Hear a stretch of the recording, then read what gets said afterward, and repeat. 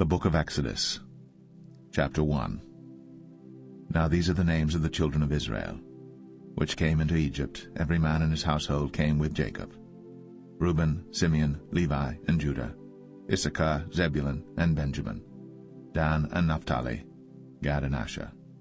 And all the souls that came out of the loins of Jacob were 70 souls, for Joseph was in Egypt already.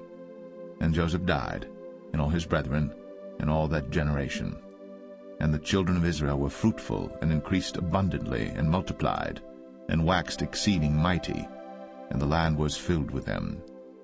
Now there arose up a new king over Egypt, which knew not Joseph. And he said unto his people, Behold, the people of the children of Israel are more and mightier than we. Come on, let us deal wisely with them, lest they multiply.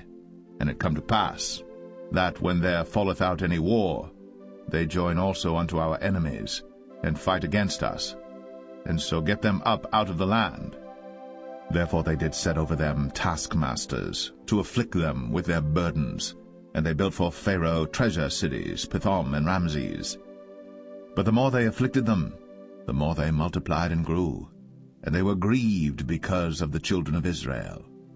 And the Egyptians made the children of Israel to serve with rigor, and they made their lives bitter with hard bondage, in mortar, and in brick, and in all manner of service in the field. All their service wherein they made them serve was with rigor. And the king of Egypt spake to the Hebrew midwives, of which the name of the one was Shiphrah, and the name of the other Puah. And he said, When ye do the office of a midwife to the Hebrew women, and see them upon the stools, if it be a son, then ye shall kill him, but if it be a daughter, then she shall live. But the midwives feared God, and did not as the king of Egypt commanded them, but saved the men children alive. And the king of Egypt called for the midwives, and said unto them, Why have ye done this thing, and have saved the men children alive?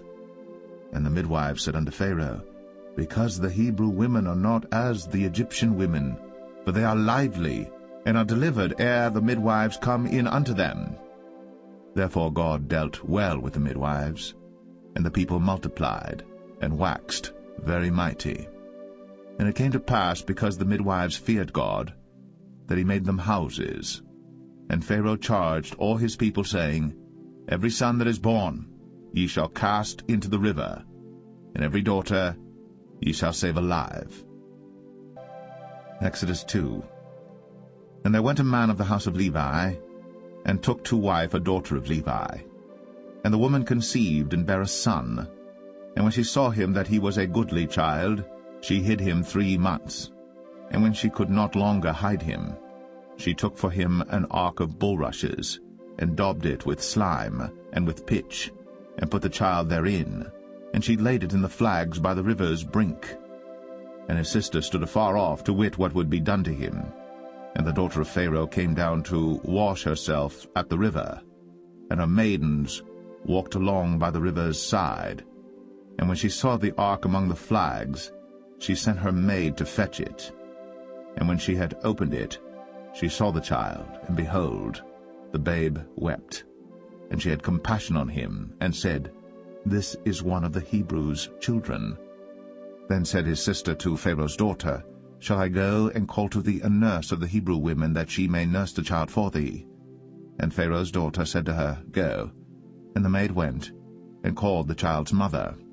And Pharaoh's daughter said unto her, Take this child away, and nurse it for me, and I will give thee thy wages.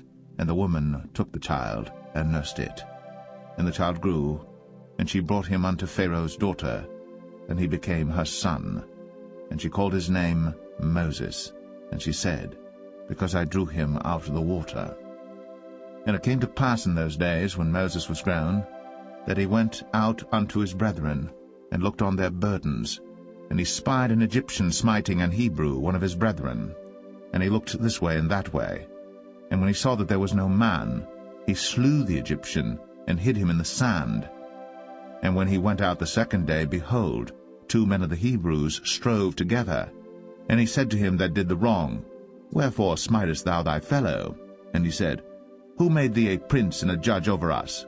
Intendest thou to kill me, as thou killedst the Egyptian? And Moses feared, and said, Surely this thing is known. Now when Pharaoh heard this thing, he sought to slay Moses. But Moses fled from the face of Pharaoh, and dwelt in the land of Midian, and he sat down by a well. Now the priest of Midian had 7 daughters, and they came and drew water, and filled the troughs to water their father's flock. And the shepherds came and drove them away. But Moses stood up and helped them, and watered their flock. And when they came to Reuel their father, he said, How is it that ye are come so soon today? And they said, An Egyptian delivered us out of the hand of the shepherds, and also drew water enough for us, and watered the flock. And he said unto his daughters, And where is he? Why is it that ye have left the man? Call him, that he may eat bread. And Moses was content to dwell with the man. And he gave Moses Zipporah his daughter, and she bare him a son. And he called his name Gershom, for he said, I have been a stranger in a strange land. And it came to pass, in process of time, that the king of Egypt died, and the children of Israel sighed by reason of the bondage, and they cried, and their cry came up unto God by reason of the bondage. And God heard their groaning, and God remembered his covenant with Abraham, with Isaac, and with Jacob. And God looked upon the children of Israel, and God had respect unto them. Exodus 3. Now Moses kept the flock of Jethro his father-in-law, the priest of Midian. And he led the flock to the backside of the desert, and came to the mountain of God, even to Horeb. And the angel of the Lord appeared unto him in a flame of fire out of the midst of a bush. And he looked, and behold, the bush burned with fire, and the bush was not consumed. And Moses said, I will now turn aside and see this great sight, why the bush is not burnt. And when the Lord saw that he turned aside to see, God called unto him out of the midst of the bush, and said, Moses, Moses. And he said, Here am I. And he said, Draw not nigh hither. Put off thy shoes from off thy feet, for the place whereon thou standest is holy ground. Moreover, he said, I am the God of thy father, the God of Abraham, the God of Isaac, and the God of Jacob. And Moses hid his face, for he was afraid to look upon God. And the Lord said, I have surely seen the affliction of my people which are in Egypt, and have heard their cry by reason of their taskmasters. For I know their sorrows, and I am come down to deliver them out of the hand of the Egyptians, and to bring them up out of that land unto a good land, and a large, unto a land flowing with milk and honey, unto the place of the Canaanites, and the Hittites, and the Amorites, and the Perizzites, and the Hivites, and the Jebusites. Now therefore, behold, the cry of the children of Israel is come unto me, and I have also seen the oppression wherewith the Egyptians oppress them. Come now therefore, and I will send thee unto Pharaoh, that thou mayest bring forth my people the children of Israel out of Egypt. And Moses said unto God, Who am I that I should go unto Pharaoh, and that I should bring forth the children of Israel out of Egypt? And he said, Certainly I will be with thee, and this shall be a token unto thee, that I have sent thee. When thou hast brought forth the people out of Egypt, ye shall serve God upon this mountain. And Moses said unto God, Behold, when I come unto the children of Israel, and shall say unto them, The God of your fathers hath sent me unto you, and they shall say to me, What is his name? What shall I say unto them? And God said unto Moses, I am that I am. And he said, Thus shalt thou say unto the children of Israel, I am hath sent me unto you. And God said moreover unto Moses, Thus shalt thou say unto the children of Israel, The Lord God of your fathers, the God of Abraham, the God of Isaac, and the God of Jacob, hath sent me unto you. This is my name forever, and this is my memorial unto all generations. Go and gather the elders of Israel together, and say unto them, The Lord God of your fathers, the God of Abraham, of Isaac, and of Jacob, appeared unto me, saying, I have surely visited you, and seen that which is done to you in Egypt. And I have said, I will bring you up out of the affliction of Egypt unto the land of the Canaanites, and the Hittites, and the Amorites, and the Perizzites, and the Hivites, and the Jebusites, unto a land flowing with milk and honey. And they shall hearken to thy voice, and thou shalt come, thou and the elders of Israel, unto the king of Egypt, and ye shall say unto him, The Lord God of the Hebrews hath met with us. And now let us go, we beseech thee, 3 days' journey into the wilderness, that we may sacrifice to the Lord our God. And I am sure that the king of Egypt will not let you go, no, not by a mighty hand. And I will stretch out my hand, and smite Egypt with all my wonders which I will do in the midst thereof. And after that he will let you go. And I will give this people favor in the sight of the Egyptians. And it shall come to pass that, when ye go, ye shall not go empty. But every woman shall borrow of her neighbor, and of her that sojourneth in her house, jewels of silver, and jewels of gold, and raiment. And ye shall put them upon your sons, and upon your daughters, and ye shall spoil the Egyptians. Exodus 4. And Moses answered and said, But behold, they will not believe me, nor hearken unto my voice, for they will say, The Lord hath not appeared unto thee. And the Lord said unto him, What is that in thine hand? And he said, A rod. And he said, Cast it on the ground. And he cast it on the ground, and it became a serpent. And Moses fled from before it. And the Lord said unto Moses, Put forth thine hand, and take it by the tail. And he put forth his hand, and caught it. And it became a rod in his hand, that they may believe that the Lord God of their fathers, the God of Abraham, the God of Isaac, and the God of Jacob, hath appeared unto thee. And the Lord said furthermore unto him, Put now thine hand into thy bosom.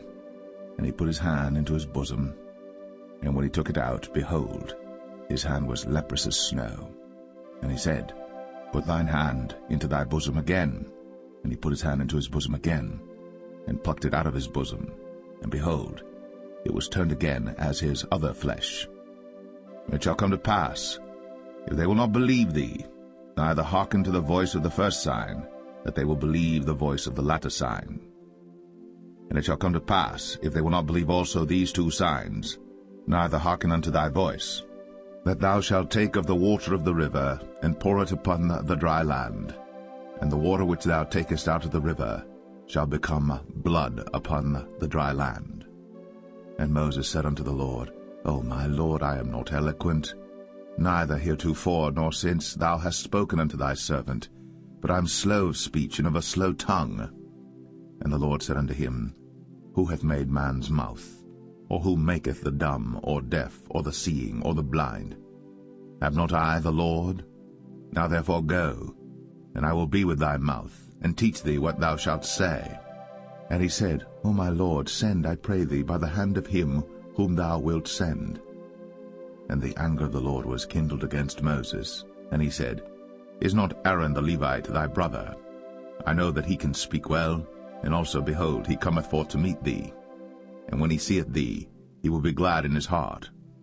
And thou shalt speak unto him, and put words in his mouth. And I will be with thy mouth, and with his mouth, and will teach you what ye shall do. And he shall be thy spokesman unto the people, and he shall be, even he shall be to thee instead of a mouth, and thou shalt be to him instead of God. And thou shalt take this rod in thine hand, wherewith thou shalt do signs. And Moses went, and returned to Jethro his father-in-law, and said unto him, Let me go, I pray thee, and return unto my brethren which are in Egypt, and see whether they be yet alive. And Jethro said to Moses, Go in peace. And the Lord said unto Moses in Midian, Go, return into Egypt, for all the men are dead which sought thy life. And Moses took his wife and his sons, and set them upon an ass, and he returned to the land of Egypt. And Moses took the rod of God in his hand.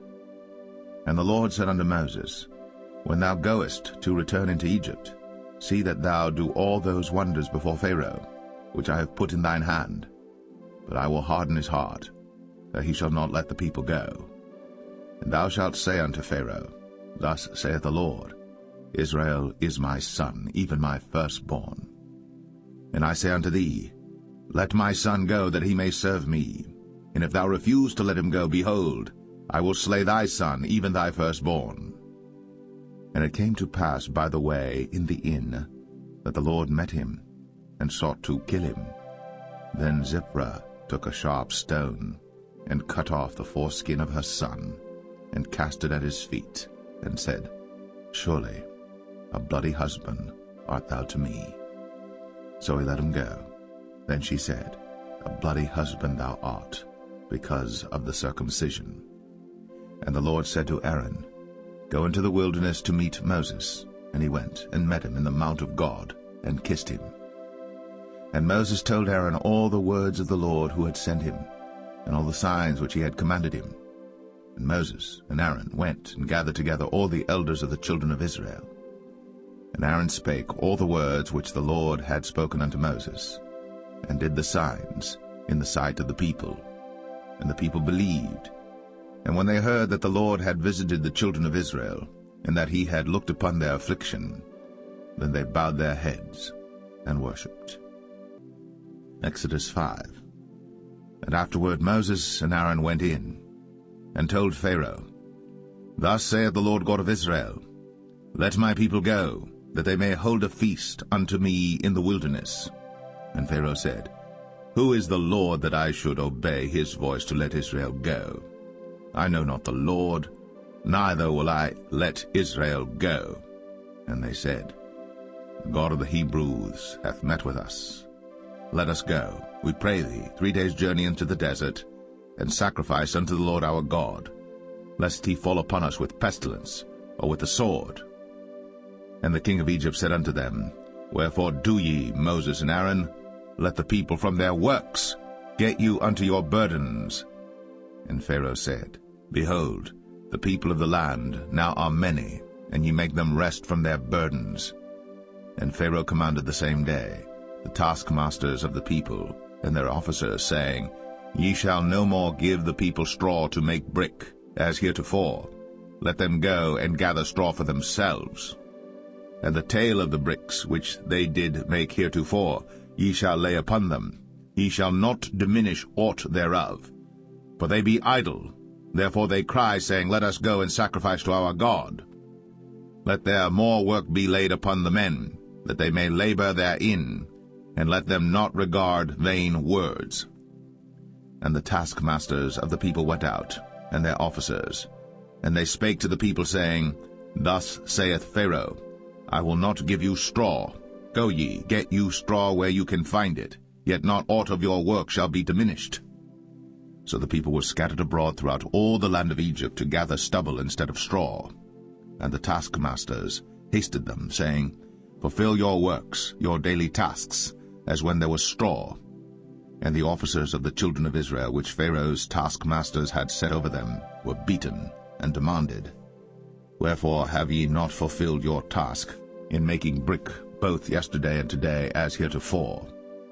Then the officers of the children of Israel came and cried unto Pharaoh, saying, Wherefore dealest thou thus with thy servants? There is no straw given unto thy servants. And they say to us, Make brick. And behold, thy servants are beaten, but the fault is in thine own people. But he said, Ye are idle, ye are idle. Therefore ye say, Let us go and do sacrifice to the Lord. Go therefore now and work, for there shall no straw be given you. Yet shall ye deliver the tale of bricks. And the officers of the children of Israel did see that they were in evil case, after it was said, Ye shall not minish aught from your bricks of your daily task. And they met Moses and Aaron, who stood in the way, as they came forth from Pharaoh. And they said unto them, The Lord look upon you and judge, because ye have made our savour to be abhorred in the eyes of Pharaoh, and in the eyes of his servants, to put a sword in their hand to slay us. And Moses returned unto the Lord, and said, Lord, wherefore hast thou so evil entreated this people? Why is it that thou hast sent me? For since I came to Pharaoh to speak in thy name, he hath done evil to this people, neither hast thou delivered thy people at all. Exodus 6. Then the Lord said unto Moses, Now shalt thou see what I will do to Pharaoh. For with a strong hand shall he let them go, and with a strong hand shall he drive them out of his land. And God spake unto Moses, and said unto him, I am the Lord. And I appeared unto Abraham, unto Isaac, and unto Jacob, by the name of God Almighty, but by my name Jehovah was I not known to them. And I have also established my covenant with them, to give them the land of Canaan, the land of their pilgrimage, wherein they were strangers. And I have also heard the groaning of the children of Israel, whom the Egyptians keep in bondage, and I have remembered my covenant. Wherefore say unto the children of Israel, I am the Lord, and I will bring you out from under the burdens of the Egyptians, and I will rid you out of their bondage, and I will redeem you with a stretched out arm and with great judgments. And I will take you to me for a people, and I will be to you a God, and ye shall know that I am the Lord your God, which bringeth you out from under the burdens of the Egyptians. And I will bring you in unto the land concerning the which I did swear to give it to Abraham, to Isaac, and to Jacob, and I will give it you for an heritage. I am the Lord. And Moses spake so unto the children of Israel, but they hearkened not unto Moses for anguish of spirit, and for cruel bondage. And the Lord spake unto Moses, saying, Go in, speak unto Pharaoh king of Egypt, that he let the children of Israel go out of his land. And Moses spake before the Lord, saying, Behold, the children of Israel have not hearkened unto me. How then shall Pharaoh hear me, who am of uncircumcised lips? And the Lord spake unto Moses and unto Aaron, and gave them a charge unto the children of Israel, and unto Pharaoh king of Egypt, to bring the children of Israel out of the land of Egypt. These be the heads of their fathers' houses, the sons of Reuben, the firstborn of Israel, Hanok and Palu, Hezron and Carmi. These be the families of Reuben. And the sons of Simeon, Jemuel and Jamin, and Ohad and Jachin, and Zohar and Shaul the son of a Canaanitish woman. These are the families of Simeon. And these are the names of the sons of Levi according to their generations, Gershon and Kohath and Merari. And the years of the life of Levi were 137 years. The sons of Gershon, Libni and Shimei, according to their families. And the sons of Kohath, Amram and Izhar, and Hebron and Uzziel.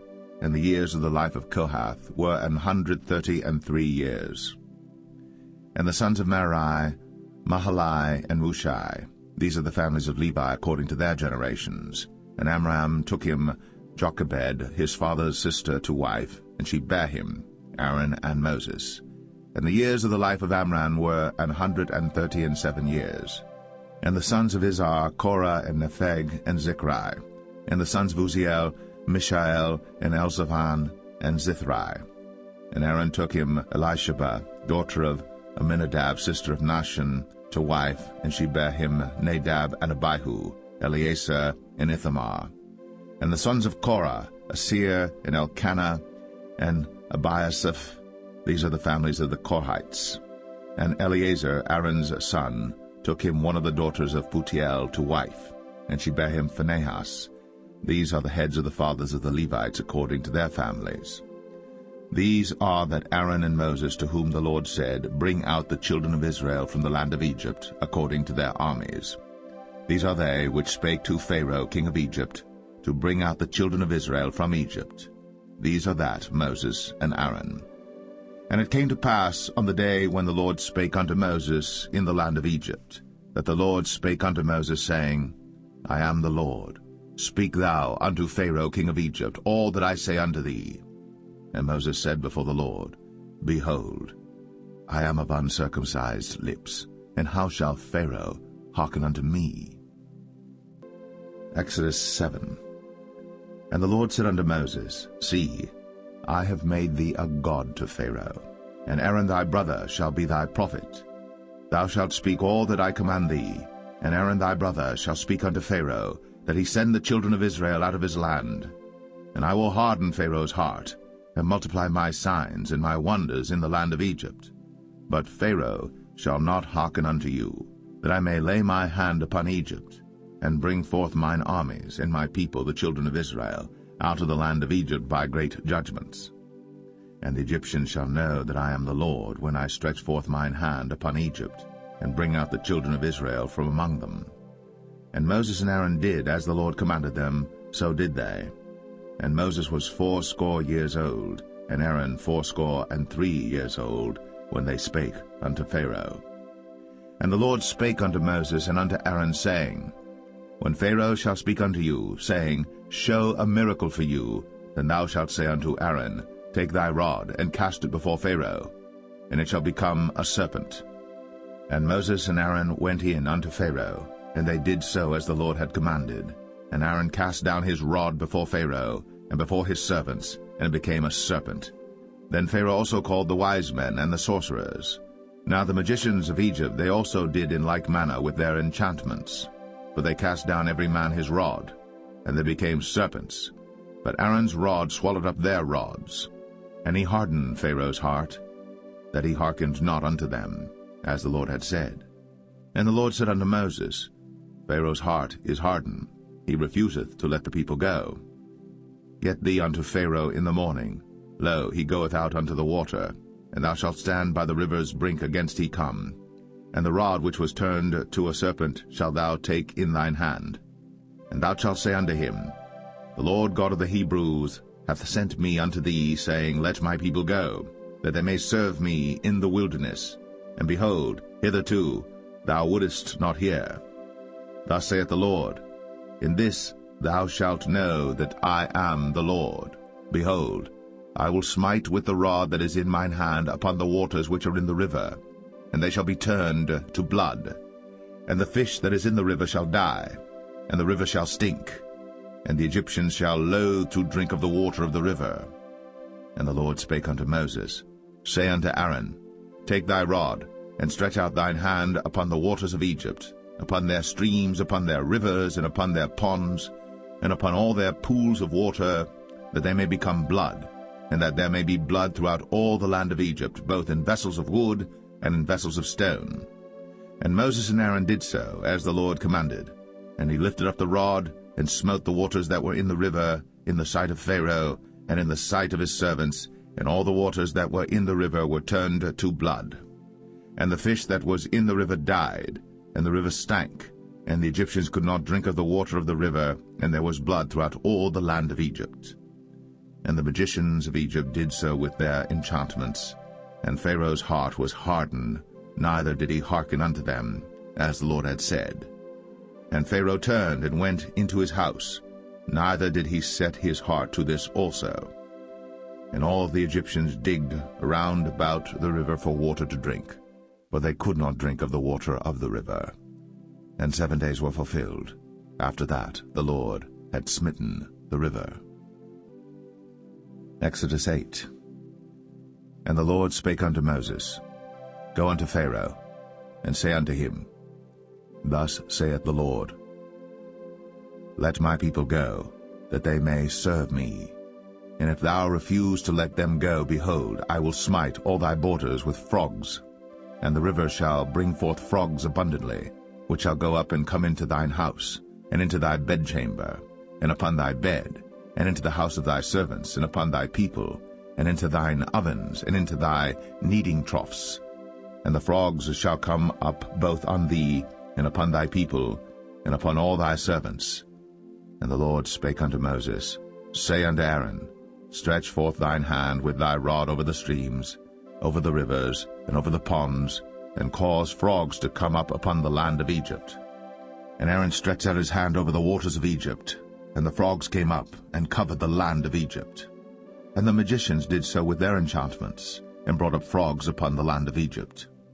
Then Pharaoh called for Moses and Aaron, and said, Entreat the Lord, that he may take away the frogs from me, and from my people, and I will let the people go, that they may do sacrifice unto the Lord. And Moses said unto Pharaoh, Glory over me. When shall I entreat for thee, and for thy servants, and for thy people, to destroy the frogs from thee, and thy houses, that they may remain in the river only? And he said, Tomorrow. And he said, Be it according to thy word, that thou mayest know that there is none like unto the Lord our God. And the frogs shall depart from thee, and from thy houses, and from thy servants, and from thy people. They shall remain in the river only. And Moses and Aaron went out from Pharaoh, and Moses cried unto the Lord because of the frogs, which he had brought against Pharaoh. And the Lord did according to the word of Moses, and the frogs died out of the houses, out of the villages, and out of the fields. And they gathered them together upon heaps, and the land stank. But when Pharaoh saw that there was respite, he hardened his heart, and hearkened not unto them, as the Lord had said. And the Lord said unto Moses, Say unto Aaron, Stretch out thy rod, and smite the dust of the land, that it may become lice throughout all the land of Egypt. And they did so. For Aaron stretched out his hand with his rod, and smote the dust of the earth, and it became lice in man and in beast. All the dust of the land became lice throughout all the land of Egypt. And the magicians did so with their enchantments to bring forth lice, but they could not, so there were lice upon man and upon beast. Then the magicians said unto Pharaoh, This is the finger of God. And Pharaoh's heart was hardened, and he hearkened not unto them, as the Lord had said. And the Lord said unto Moses, Rise up early in the morning, and stand before Pharaoh. Lo, he cometh forth to the water. And say unto him, Thus saith the Lord, Let my people go, that they may serve me. Else, if thou wilt not let my people go, behold, I will send swarms of flies upon thee, and upon thy servants, and upon thy people, and into thy houses, and the houses of the Egyptians shall be full of swarms of flies, and also the ground whereon they are. And I will sever in that day the land of Goshen, in which my people dwell, that no swarms of flies shall be there, to the end thou mayest know that I am the Lord in the midst of the earth. And I will put a division between my people and thy people. Tomorrow shall this sign be. And the Lord did so. And there came a grievous swarm of flies into the house of Pharaoh, and into his servants' houses, and into all the land of Egypt. The land was corrupted by reason of the swarm of flies. And Pharaoh called for Moses and for Aaron, and said, Go ye, sacrifice to your God in the land. And Moses said, It is not meet so to do, for we shall sacrifice the abomination of the Egyptians to the Lord our God. Lo, shall we sacrifice the abomination of the Egyptians before their eyes? And will they not stone us? We will go 3 days' journey into the wilderness, and sacrifice to the Lord our God, as he shall command us. And Pharaoh said, I will let you go, that ye may sacrifice to the Lord your God in the wilderness. Only ye shall not go very far away. Entreat for me. And Moses said, Behold, I go out from thee, and I will entreat the Lord that the swarms of flies may depart from Pharaoh, from his servants, and from his people tomorrow. But let not Pharaoh deal deceitfully any more, not letting the people go to sacrifice to the Lord. And Moses went out from Pharaoh, and entreated the Lord. And the Lord did according to the word of Moses, and he removed the swarms of flies from Pharaoh, from his servants, and from his people. There remained not one. And Pharaoh hardened his heart at this time also, neither would he let the people go. Exodus 9. Then the Lord said unto Moses, Go in unto Pharaoh, and tell him, Thus saith the Lord God of the Hebrews, Let my people go, that they may serve me. For if thou refuse to let them go, and wilt hold them still, behold, the hand of the Lord is upon thy cattle which is in the field, upon the horses, upon the asses, upon the camels, upon the oxen, and upon the sheep. There shall be a very grievous murrain. And the Lord shall sever between the cattle of Israel and the cattle of Egypt, and there shall nothing die of all that is the children's of Israel. And the Lord appointed a set time, saying, Tomorrow the Lord shall do this thing in the land. And the Lord did that thing on the morrow, and all the cattle of Egypt died, but of the cattle of the children of Israel died not one. And Pharaoh sent, and behold, there was not one of the cattle of the Israelites dead, and the heart of Pharaoh was hardened, and he did not let the people go. And the Lord said unto Moses and unto Aaron, Furnace, and let Moses sprinkle it toward the heaven in the sight of Pharaoh, and it shall become small dust in all the land of Egypt, and shall be a boil breaking forth with blains upon man and upon beast throughout all the land of Egypt. Then they took ashes of the furnace, and stood before Pharaoh. Then Moses sprinkled it up toward heaven, and it became a boil, breaking forth with blains upon man and upon beast. And the magicians could not stand before Moses because of the boils, for the boil was upon the magicians and upon all the Egyptians. And the Lord hardened the heart of Pharaoh, and he hearkened not unto them, as the Lord had spoken unto Moses. And the Lord said unto Moses, Rise up early in the morning, and stand before Pharaoh, and say unto him, Thus saith the Lord God of the Hebrews, Let my people go, that they may serve me. For I will at this time send all my plagues upon thine heart, and upon thy servants, and upon thy people, that thou mayest know that there is none like me in all the earth. For now I will stretch out my hand, that I may smite thee and thy people with pestilence, and thou shalt be cut off from the earth. And in very deed for this cause have I raised thee up, for to show in thee my power, and that my name may be declared throughout all the earth. As yet exaltest thou thyself against my people, that thou wilt not let them go. Behold, tomorrow about this time I will cause it to rain a very grievous hail, such as hath not been in Egypt since the foundation thereof even until now. Send therefore now, and gather thy cattle, and all that thou hast in the field.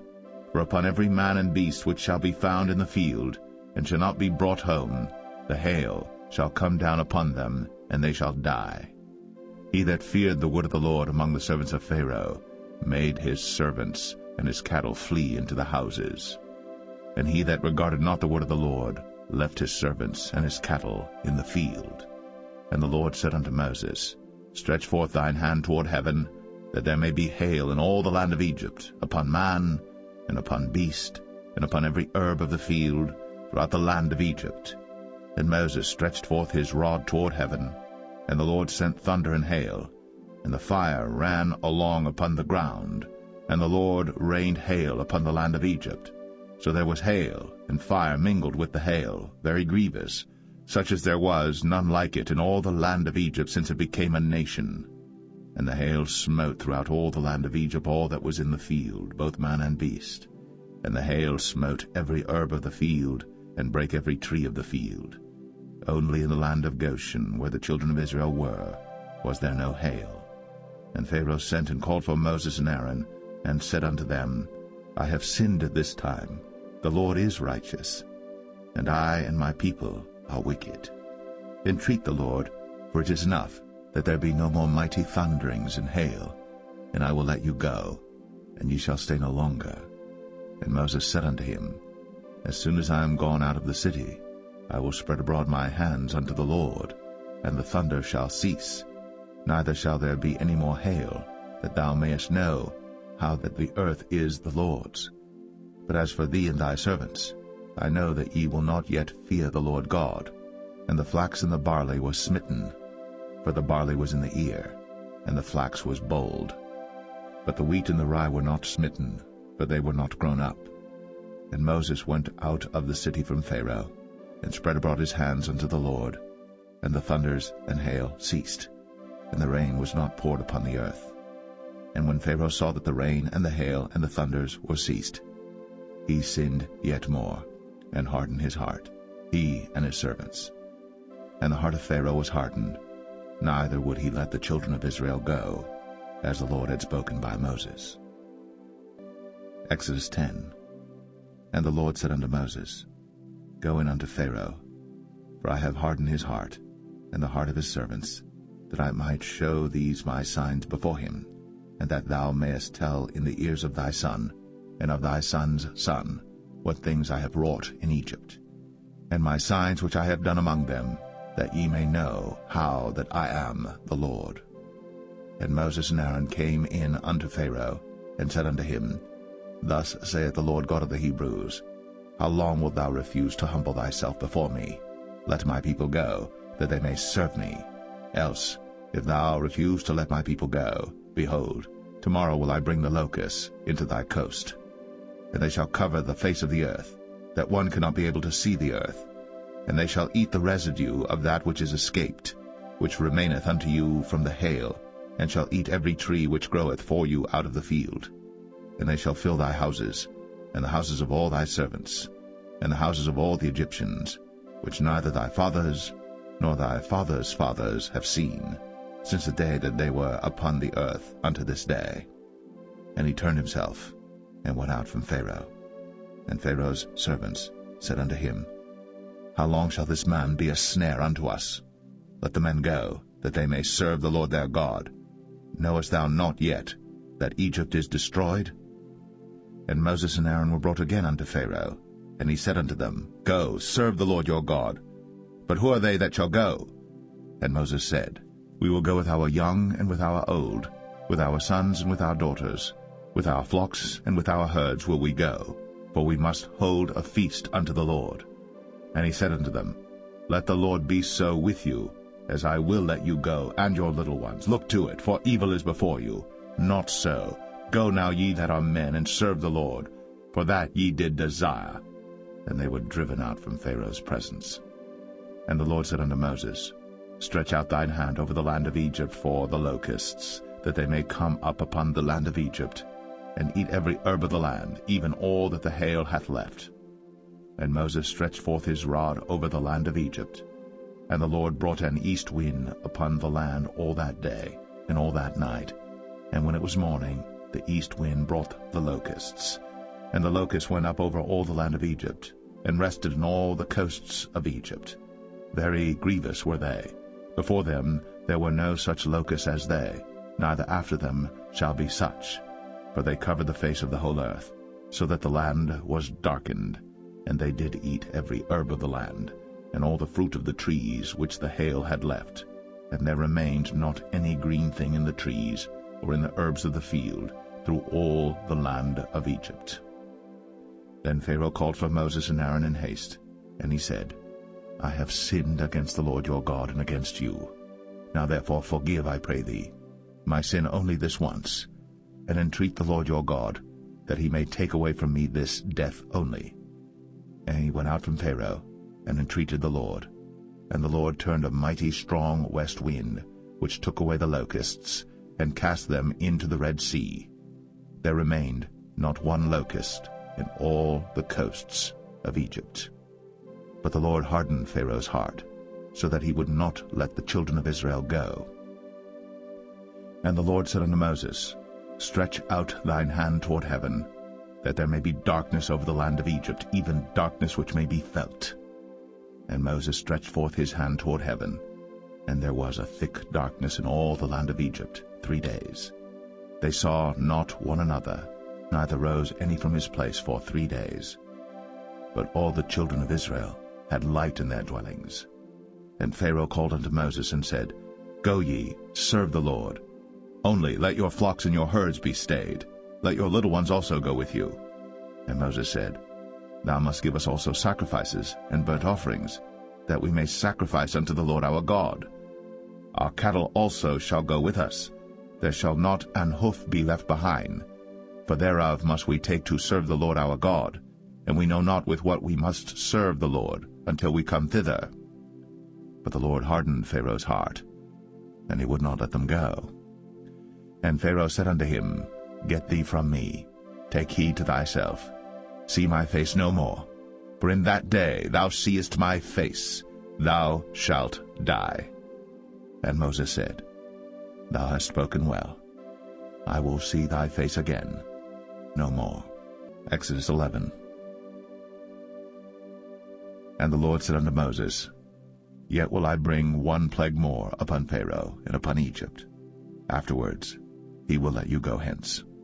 When he shall let you go, he shall surely thrust you out hence altogether. Speak now in the ears of the people, and let every man borrow of his neighbor, and every woman of her neighbor, jewels of silver and jewels of gold. And the Lord gave the people favor in the sight of the Egyptians. Moreover, the man Moses was very great in the land of Egypt, in the sight of Pharaoh's servants, and in the sight of the people. And Moses said, Thus saith the Lord, About midnight will I go out into the midst of Egypt, and all the firstborn in the land of Egypt shall die, from the firstborn of Pharaoh that sitteth upon his throne, even unto the firstborn of the maidservant that is behind the mill, and all the firstborn of beasts. And there shall be a great cry throughout all the land of Egypt, such as there was none like it, nor shall be like it any more. But against any of the children of Israel shall not a dog move his tongue, against man or beast, that ye may know how that the Lord doth put a difference between the Egyptians and Israel. And all these thy servants shall come down unto me, and bow down themselves unto me, saying, Get thee out, and all the people that follow thee, and after that I will go out. And he went out from Pharaoh in a great anger. And the Lord said unto Moses, Pharaoh shall not hearken unto you, that my wonders may be multiplied in the land of Egypt. And Moses and Aaron did all these wonders before Pharaoh. And the Lord hardened Pharaoh's heart, so that he would not let the children of Israel go out of his land. Exodus 12. And the Lord spake unto Moses and Aaron in the land of Egypt, saying, This month shall be unto you the beginning of months. It shall be the first month of the year to you. Speak ye unto all the congregation of Israel, saying, In the 10th day of this month they shall take to them every man a lamb, according to the house of their fathers, a lamb for an house. And if the household be too little for the lamb, let him and his neighbor next unto his house take it according to the number of the souls. Every man according to his eating shall make your count for the lamb. Your lamb shall be without blemish, a male of the first year. Ye shall take it out from the sheep or from the goats. And ye shall keep it up until the 14th day of the same month. And the whole assembly of the congregation of Israel shall kill it in the evening. And they shall take of the blood, and strike it on the 2 side posts, and on the upper door post of the houses wherein they shall eat it. And they shall eat the flesh in that night, roast with fire, and unleavened bread, and with bitter herbs they shall eat it. Eat not of it raw, nor sodden it all with water, but roast with fire, his head with his legs, and with the purtenance thereof. And ye shall let nothing of it remain until the morning. And that which remaineth of it until the morning ye shall burn with fire.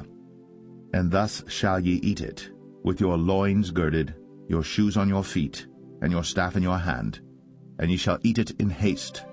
It is the Lord's Passover.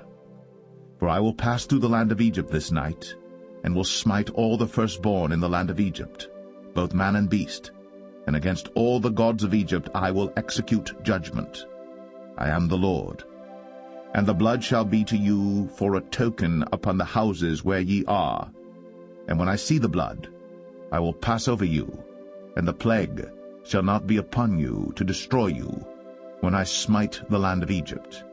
And this day shall be unto you for a memorial, and ye shall keep it a feast to the Lord throughout your generations.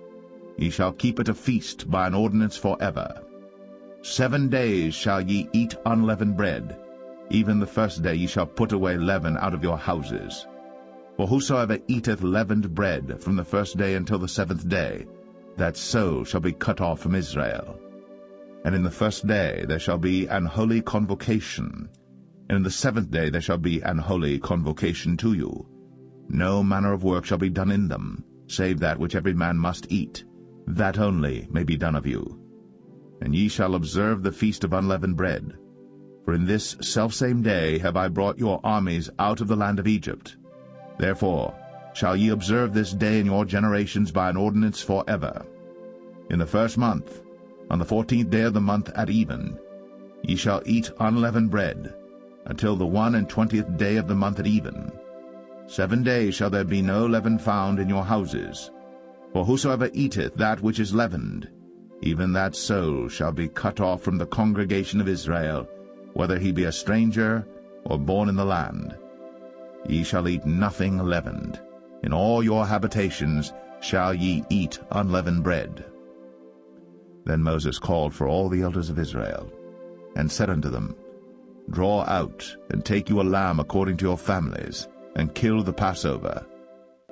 And ye shall take a bunch of hyssop, and dip it in the blood that is in the basin, and strike the lintel and the 2 side posts with the blood that is in the basin, and none of you shall go out at the door of his house until the morning. For the Lord will pass through to smite the Egyptians. And when he seeth the blood upon the lintel, and on the 2 side posts, the Lord will pass over the door, and will not suffer the destroyer to come in unto your houses to smite you. And ye shall observe this thing for an ordinance to thee and to thy sons forever. And it shall come to pass, when ye be come to the land which the Lord will give you, according as he hath promised, that ye shall keep this service. And it shall come to pass, when your children shall say unto you, What mean ye by this service? That ye shall say, It is the sacrifice of the Lord's Passover, who passed over the houses of the children of Israel in Egypt, when he smote the Egyptians, and delivered our houses. And the people bowed the head, and worshipped. And the children of Israel went away, and did, as the Lord had commanded Moses and Aaron, so did they.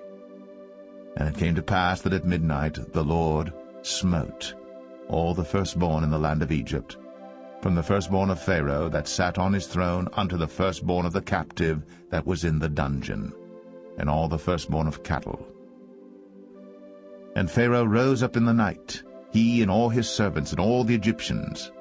And there was a great cry in Egypt, but there was not a house where there was not one dead. And he called for Moses and Aaron by night, and said, Rise up, and get you forth from among my people, both ye and the children of Israel, and go, serve the Lord, as ye have said. Also take your flocks and your herds, as ye have said, and be gone, and bless me also. And the Egyptians were urgent upon the people, that they might send them out of the land in haste. For they said, We be all dead men. And the people took their dough before it was leavened, their kneading troughs being bound up in their clothes upon their shoulders. And the children of Israel did according to the word of Moses. And they borrowed of the Egyptians jewels of silver, and jewels of gold and raiment. And the Lord gave the people favor in the sight of the Egyptians, so that they lent unto them such things as they required, and they spoiled the Egyptians. And the children of Israel journeyed from Ramses to Succoth, about 600,000 on foot, that were men, beside children. And a mixed multitude went up also with them, and flocks and herds, even very much cattle. And they baked unleavened cakes of the dough which they brought forth out of Egypt, for it was not leavened, because they were thrust out of Egypt, and could not tarry, neither had they prepared for themselves any victual. Now the sojourning of the children of Israel, who dwelt in Egypt, was 430 years. And it came to pass at the end of the 430 years, even the selfsame day it came to pass, that all the hosts of the Lord went out from the land of Egypt. It is a night to be much observed unto the Lord for bringing them out from the land of Egypt. This is that night of the Lord to be observed of all the children of Israel in their generations. And the Lord said unto Moses and Aaron, This is the ordinance of the Passover. There shall no stranger eat thereof. But every man's servant that is bought for money, when thou hast circumcised him, then shall he eat thereof. A foreigner and an hired servant shall not eat thereof. In one house shall it be eaten. Thou shalt not carry forth aught of the flesh abroad out of the house, neither shall ye break a bone thereof. All the congregation of Israel shall keep it. And when a stranger shall sojourn with thee, and will keep the Passover to the Lord, let all his males be circumcised, and then let him come near and keep it, and he shall be as one that is born in the land. For no uncircumcised person shall eat thereof. One law shall be to him that is homeborn, and unto the stranger that sojourneth among you. Thus did all the children of Israel. As the Lord commanded Moses and Aaron, so did they. And it came to pass the selfsame day, that the Lord did bring the children of Israel out of the land of Egypt by their armies. Exodus 13. And the Lord spake unto Moses, saying, Sanctify unto me all the firstborn, whatsoever openeth the womb among the children of Israel, both of man and of beast, it is mine. And Moses said unto the people, Remember this day in which ye came out from Egypt, out of the house of bondage, for by strength of hand the Lord brought you out from this place. There shall no leavened bread be eaten. This day came ye out in the month Abib. And it shall be, when the Lord shall bring thee into the land of the Canaanites, and the Hittites, and the Amorites, and the Hivites, and the Jebusites, which he sware unto thy fathers to give thee, a land flowing with milk and honey, that thou shalt keep this service in this month. 7 days thou shalt eat unleavened bread, and in the 7th day shall be a feast to the Lord. Unleavened bread shall be eaten 7 days, and there shall no leavened bread be seen with thee. neither shall there be leaven seen with thee in all thy quarters. And thou shalt show thy son in that day, saying, This is done because of that which the Lord did unto me, when I came forth out of Egypt. And it shall be for a sign unto thee upon thine hand, and for a memorial between thine eyes, that the Lord's law may be in thy mouth. For with a strong hand hath the Lord brought thee out of Egypt. Thou shalt therefore keep this ordinance in his season from year to year. And it shall be, when the Lord shall bring thee into the land of the Canaanites, as he sware unto thee and to thy fathers, and shall give it thee, that thou shalt set apart unto the Lord all that openeth the matrix, and every firstling that cometh of a beast which thou hast, the males shall be the Lord's. And every firstling of an ass thou shalt redeem with a lamb, and if thou wilt not redeem it, then thou shalt break his neck. And all the firstborn of man among thy children shalt thou redeem. And it shall be, when thy son asketh thee in time to come, saying, What is this? That thou shalt say unto him, By strength of hand the Lord brought us out from Egypt, from the house of bondage. And it came to pass, when Pharaoh would hardly let us go, that the Lord slew all the firstborn in the land of Egypt, both the firstborn of man and the firstborn of beast. Therefore I sacrifice to the Lord all that openeth the matrix, being males, but all the firstborn of my children I redeem. And it shall be for a token upon thine hand, and for frontlets between thine eyes, for by strength of hand the Lord brought us forth out of Egypt. And it came to pass, when Pharaoh had let the people go, that God led them not through the way of the land of the Philistines, although that was near, for God said, Lest peradventure the people repent when they see war, and they return to Egypt. But God led the people about through the way of the wilderness of the Red Sea. And the children of Israel went up harnessed out of the land of Egypt. And Moses took the bones of Joseph with him, for he had straitly sworn the children of Israel, saying, God will surely visit you, and ye shall carry up my bones away hence with you. And they took their journey from Succoth, and encamped in Etham in the edge of the wilderness. And the Lord went before them by day in a pillar of a cloud, to lead them the way, and by night in a pillar of fire, to give them light, to go by day and night. He took not away the pillar of the cloud by day, nor the pillar of fire by night, from before the people. Exodus 14.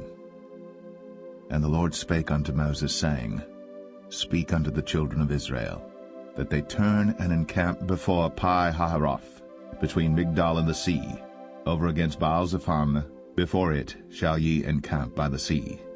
For Pharaoh will say of the children of Israel, They are entangled in the land, the wilderness hath shut them in. And I will harden Pharaoh's heart, that he shall follow after them. And I will be honored upon Pharaoh, and upon all his host, that the Egyptians may know that I am the Lord. And they did so. And it was told the king of Egypt that the people fled, and the heart of Pharaoh and of his servants was turned against the people, and they said, Why have we done this, that we have let Israel go from serving us? And he made ready his chariot, and took his people with him. And he took 600 chosen chariots, and all the chariots of Egypt, and captains over every one of them. And the Lord hardened the heart of Pharaoh king of Egypt, and he pursued after the children of Israel. And the children of Israel went out with an high hand. But the Egyptians pursued after them all the horses and chariots of Pharaoh, and his horsemen and his army, and overtook them encamping by the sea, beside Pi-hahiroth, before Baal-zephon. And when Pharaoh drew nigh, the children of Israel lifted up their eyes, and behold, the Egyptians marched after them, and they were sore afraid. And the children of Israel cried out unto the Lord, and they said unto Moses, Because there were no graves in Egypt, hast thou taken us away to die in the wilderness? Wherefore hast thou dealt thus with us, to carry us forth out of Egypt? Is not this the word that we did tell thee in Egypt, saying, Let us alone, that we may serve the Egyptians? For it had been better for us to serve the Egyptians, than that we should die in the wilderness. And Moses said unto the people, Fear ye not, stand still, and see the salvation of the Lord, which he will show to you today. For the Egyptians whom ye have seen today, ye shall see them again no more forever. The Lord shall fight for you, and ye shall hold your peace. And the Lord said unto Moses, Wherefore criest thou unto me? Speak unto the children of Israel, that they go forward.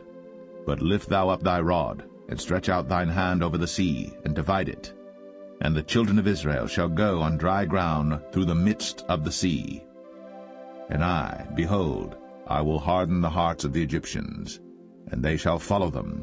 And I will get me honor upon Pharaoh, and upon all his host, upon his chariots, and upon his horsemen. And the Egyptians shall know that I am the Lord, when I have gotten me honor upon Pharaoh, upon his chariots, and upon his horsemen. And the angel of God, which went before the camp of Israel, removed, and went behind them. And the pillar of the cloud went from before their face, and stood behind them. And it came between the camp of the Egyptians and the camp of Israel. And it was a cloud and darkness to them, but it gave light by night to these, so that the one came not near the other all the night. And Moses stretched out his hand over the sea, and the Lord caused the sea to go back by a strong east wind all that night, and made the sea dry land, and the waters were divided. And the children of Israel went into the midst of the sea upon the dry ground, and the waters were a wall unto them on their right hand and on their left. And the Egyptians pursued, and went in after them to the midst of the sea, even all Pharaoh's horses, his chariots, and his horsemen.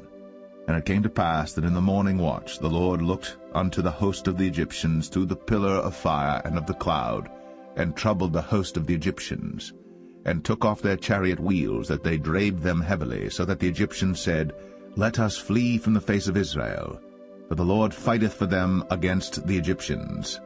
And the Lord said unto Moses, Stretch out thine hand over the sea, that the waters may come again upon the Egyptians, upon their chariots, and upon their horsemen.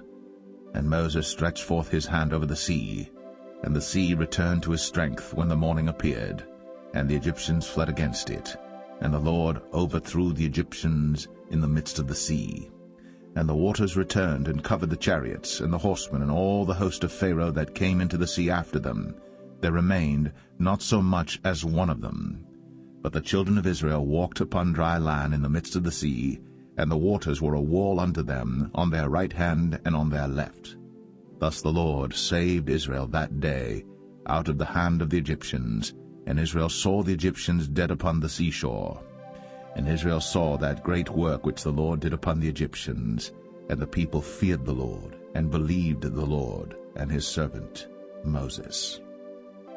Exodus 15. Then sang Moses and the children of Israel this song unto the Lord, and spake, saying, I will sing unto the Lord, for he hath triumphed gloriously. The horse and his rider hath he thrown into the sea. The Lord is my strength and song, and he is become my salvation. He is my God, and I will prepare him an habitation, my father's God, and I will exalt him. The Lord is a man of war, the Lord is his name. Pharaoh's chariots and his host hath he cast into the sea. His chosen captains also are drowned in the Red Sea. The depths have covered them, they sank into the bottom as a stone. Thy right hand, O Lord, is become glorious in power. Thy right hand, O Lord, hath dashed in pieces the enemy. And in the greatness of thine excellency thou hast overthrown them that rose up against thee. Thou sentest forth thy wrath, which consumed them as stubble. And with the blast of thy nostrils the waters were gathered together. The floods stood upright as an heap, and the depths were congealed in the heart of the sea. The enemy said, I will pursue, I will overtake, I will divide the spoil. My lust shall be satisfied upon them. I will draw my sword, my hand shall destroy them. Thou didst blow with thy wind, the sea covered them. They sank as lead in the mighty waters. Who is like unto thee, O Lord, among the gods? Who is like thee, glorious in holiness, fearful in praises, doing wonders? Thou stretchest out thy right hand, the earth swallowed them. Thou in thy mercy hast led forth the people which thou hast redeemed. Thou hast guided them in thy strength unto thy holy habitation. The people shall hear and be afraid. Sorrow shall take hold on the inhabitants of Palestina. Then the dukes of Edom shall be amazed, the mighty men of Moab, trembling, shall take hold upon them. All the inhabitants of Canaan shall melt away. Fear and dread shall fall upon them. By the greatness of thine arm they shall be as still as a stone, till thy people pass over, O Lord, till the people pass over which thou hast purchased. Thou shalt bring them in, and plant them in the mountain of thine inheritance, in the place, O Lord, which thou hast made for thee to dwell in the sanctuary, O Lord, which thy hands have established. The Lord shall reign for ever and ever. For the horse of Pharaoh went in with his chariots and with his horsemen into the sea, and the Lord brought again the waters of the sea upon them. But the children of Israel went on dry land in the midst of the sea. And Miriam the prophetess, the sister of Aaron, took a timbrel in her hand, and all the women went out after her with timbrels and with dances.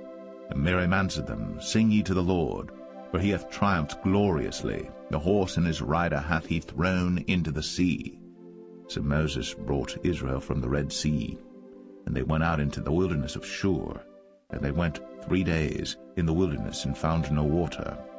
And when they came to Marah, they could not drink of the waters of Marah, for they were bitter. Therefore the name of it was called Marah. And the people murmured against Moses, saying, What shall we drink? And he cried unto the Lord, and the Lord showed him a tree, which when he had cast into the waters were made sweet.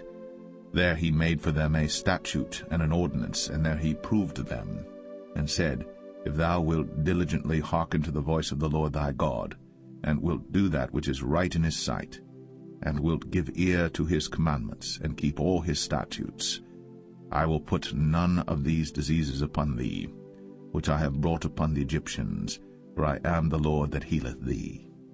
And they came to Elim, where were 12 wells of water, and 70 palm trees, and they encamped there by the waters.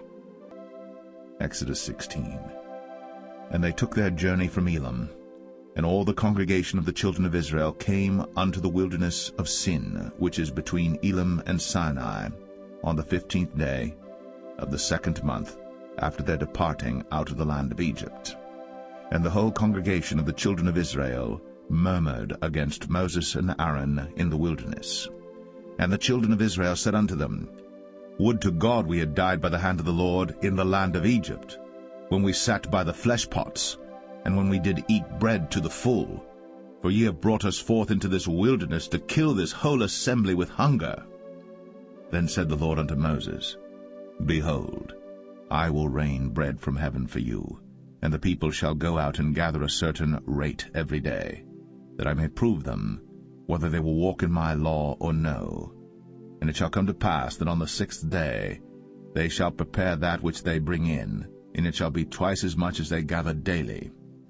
And Moses and Aaron said unto all the children of Israel, At even then ye shall know that the Lord hath brought you out from the land of Egypt.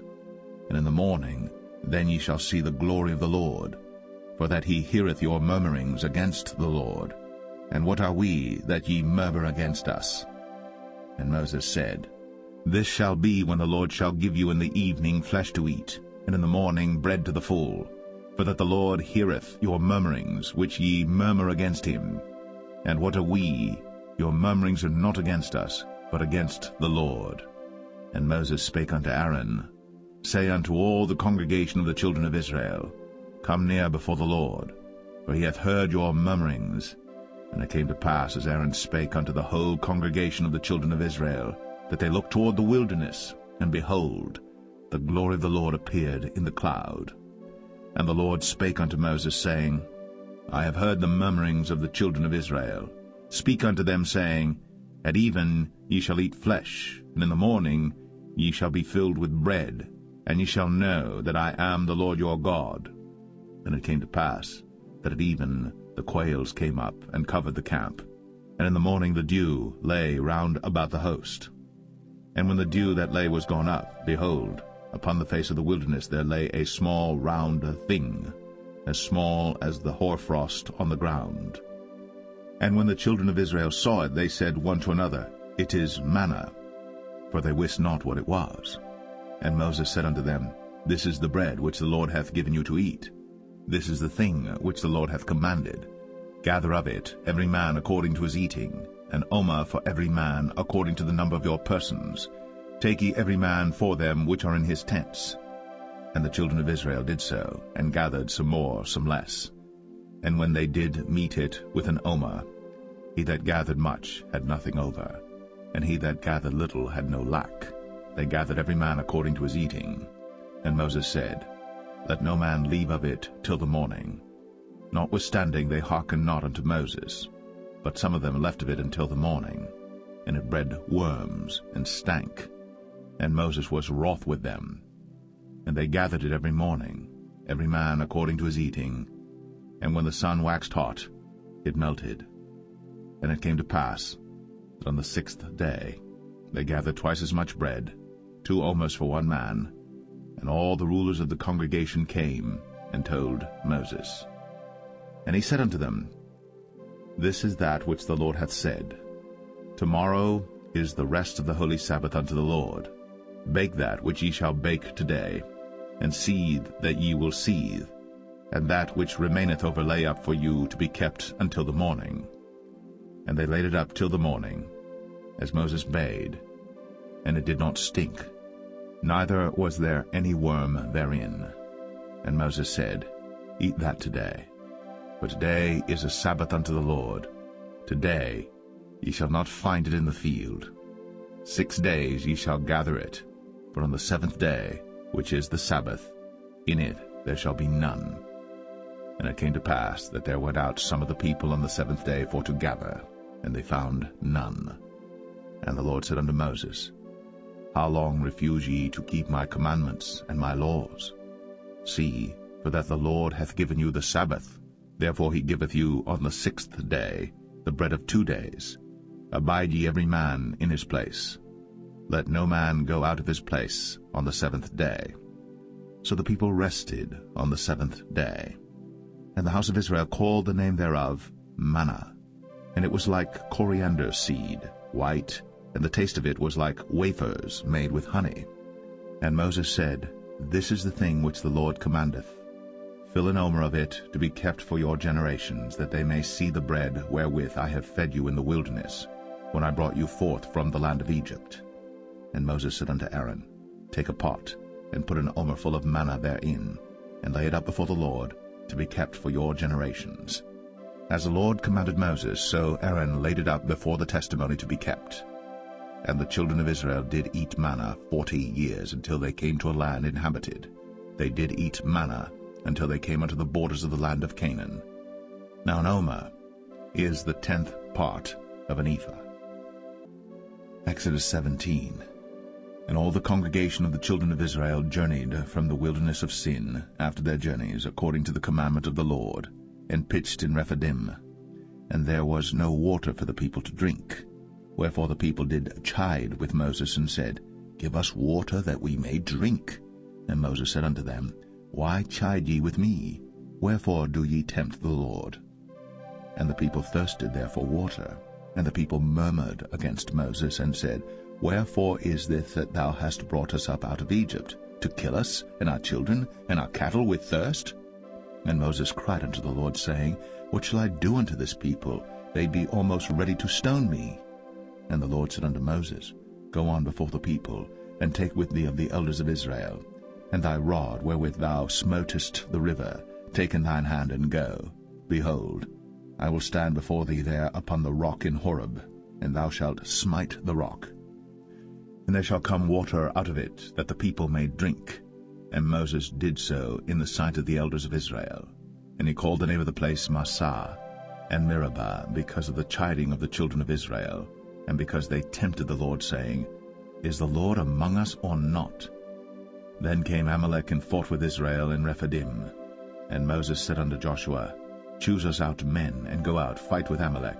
Tomorrow I will stand on the top of the hill with the rod of God in mine hand. So Joshua did as Moses had said to him, and fought with Amalek. And Moses, Aaron, and Hur went up to the top of the hill. And it came to pass, when Moses held up his hand, that Israel prevailed. And when he let down his hand, Amalek prevailed. But Moses' hands were heavy, and they took a stone and put it under him, and he sat thereon, And Aaron and Hur stayed up his hands, the one on the one side, and the other on the other side, and his hands were steady until the going down of the sun.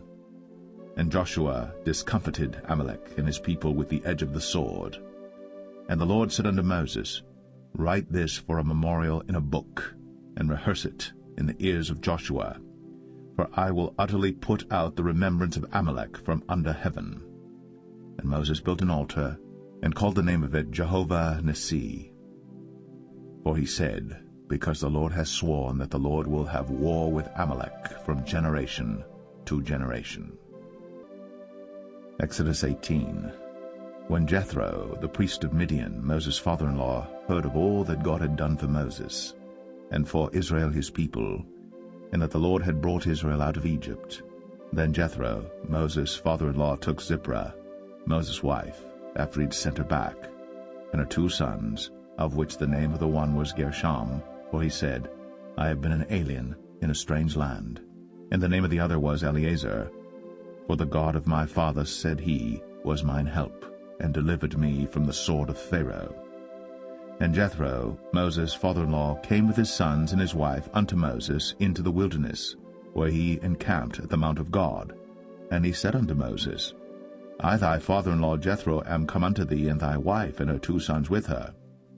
And Moses went out to meet his father-in-law, and did obeisance, and kissed him. And they asked each other of their welfare, and they came into the tent. And Moses told his father-in-law all that the Lord had done unto Pharaoh and to the Egyptians for Israel's sake, and all the travail that had come upon them by the way, and how the Lord delivered them. And Jethro rejoiced for all the goodness which the Lord had done to Israel, whom he had delivered out of the hand of the Egyptians. And Jethro said, Blessed be the Lord, who hath delivered you out of the hand of the Egyptians, and out of the hand of Pharaoh, who hath delivered the people from under the hand of the Egyptians. Now I know that the Lord is greater than all gods, for in the thing wherein they dealt proudly he was above them. And Jethro, Moses' father-in-law, took a burnt offering and sacrifices for God. And Aaron came, and all the elders of Israel, to eat bread with Moses' father-in-law before God. And it came to pass on the morrow that Moses sat to judge the people, and the people stood by Moses from the morning unto the evening. And when Moses' father-in-law saw all that he did to the people, he said, What is this thing that thou doest to the people? Why sittest thou thyself alone, and all the people stand by thee from morning unto even? And Moses said unto his father-in-law, Because the people come unto me to inquire of God. When they have a matter they come unto me, and I judge between one and another, and I do make them know the statutes of God and his laws. And Moses' father-in-law said unto him, The thing that thou doest is not good. Thou wilt surely wear away both thou and this people that is with thee. For this thing is too heavy for thee. Thou art not able to perform it thyself alone. Hearken now unto my voice. I will give thee counsel, and God shall be with thee. Be thou for the people to Godward, that thou mayest bring the causes unto God. And thou shalt teach them ordinances and laws, and shalt show them the way wherein they must walk, and the work that they must do. Moreover, thou shalt provide out of all the people able men, such as fear God, men of truth, hating covetousness, and place such over them to be rulers of thousands, and rulers of hundreds, rulers of 50s, and rulers of 10s.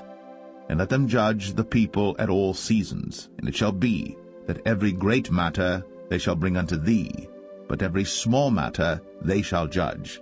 So shall it be easier for thyself, and they shall bear the burden with thee. If thou shalt do this thing, and God command thee so, then thou shalt be able to endure, and all this people shall also go to their place in peace. So Moses hearkened to the voice of his father-in-law, and did all that he had said. And Moses chose able men out of all Israel, and made them heads over the people, rulers of thousands, rulers of hundreds, rulers of 50s, and rulers of 10s. And they judged the people at all seasons.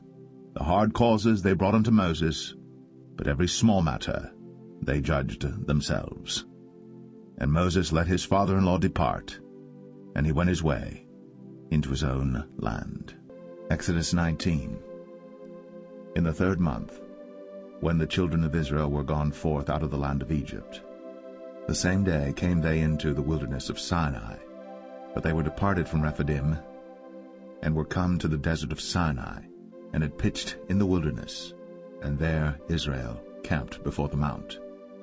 And Moses went up unto God, and the Lord called unto him out of the mountain, saying, Thus shalt thou say to the house of Jacob, and tell the children of Israel, Ye have seen what I did unto the Egyptians, and how I bare you on eagle's wings, and brought you unto myself.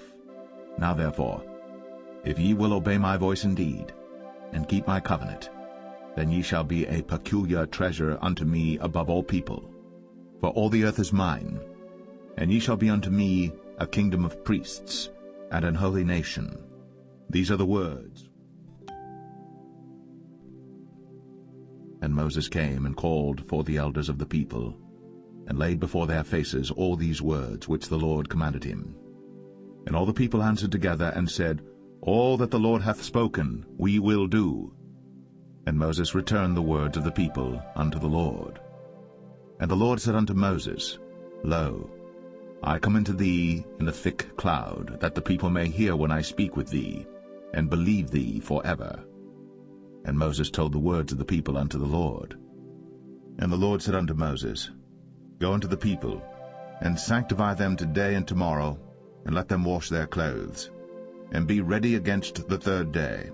For the 3rd day the Lord will come down in the sight of all the people upon Mount Sinai.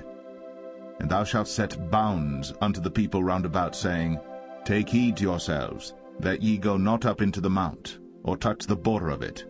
Whosoever toucheth the mount shall be surely put to death. There shall not an hand touch it, but he shall surely be stoned, or shot through, whether it be beast or man, it shall not live. When the trumpet soundeth long, they shall come up to the mount. And Moses went down from the mount unto the people, and sanctified the people, and they washed their clothes. And he said unto the people, Be ready against the 3rd day, come not at your wives. And it came to pass on the 3rd day in the morning, that there were thunders and lightnings, and a thick cloud upon the mount, and the voice of the trumpet exceeding loud, so that all the people that was in the camp trembled. And Moses brought forth the people out of the camp to meet with God. And they stood at the nether part of the mount. And Mount Sinai was altogether on a smoke, because the Lord descended upon it in fire, and the smoke thereof ascended as the smoke of a furnace, and the whole mount quaked greatly. And when the voice of the trumpet sounded long, and waxed louder and louder, Moses spake, and God answered him by a voice. And the Lord came down upon Mount Sinai, on the top of the mount, and the Lord called Moses up to the top of the mount, and Moses went up. And the Lord said unto Moses, Go down, charge the people, lest they break through unto the Lord to gaze, and many of them perish.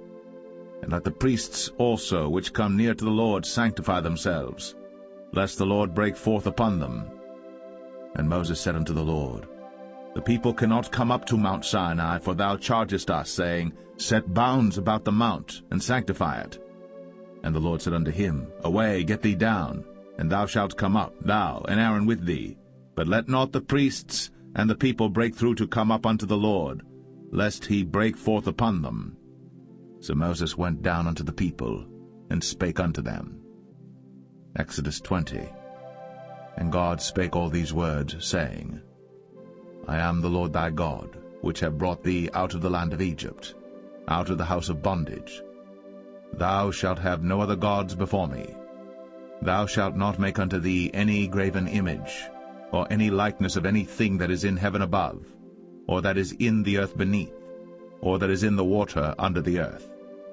Thou shalt not bow down thyself to them, nor serve them.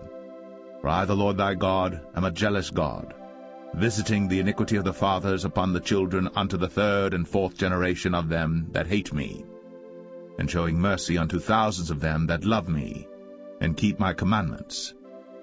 Thou shalt not take the name of the Lord thy God in vain, for the Lord will not hold him guiltless that taketh his name in vain. Remember the Sabbath day, to keep it holy. 6 days shalt thou labor, and do all thy work. But the 7th day is the Sabbath of the Lord thy God. In it thou shalt not do any work, thou, nor thy son, nor thy daughter, thy manservant, nor thy maidservant, nor thy cattle, nor thy stranger that is within thy gates. For in 6 days the Lord made heaven and earth, the sea, and all that in them is, and rested the 7th day. Wherefore the Lord blessed the Sabbath day, and hallowed it.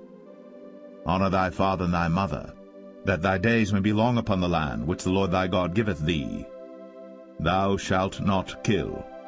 Thou shalt not commit adultery. Thou shalt not steal.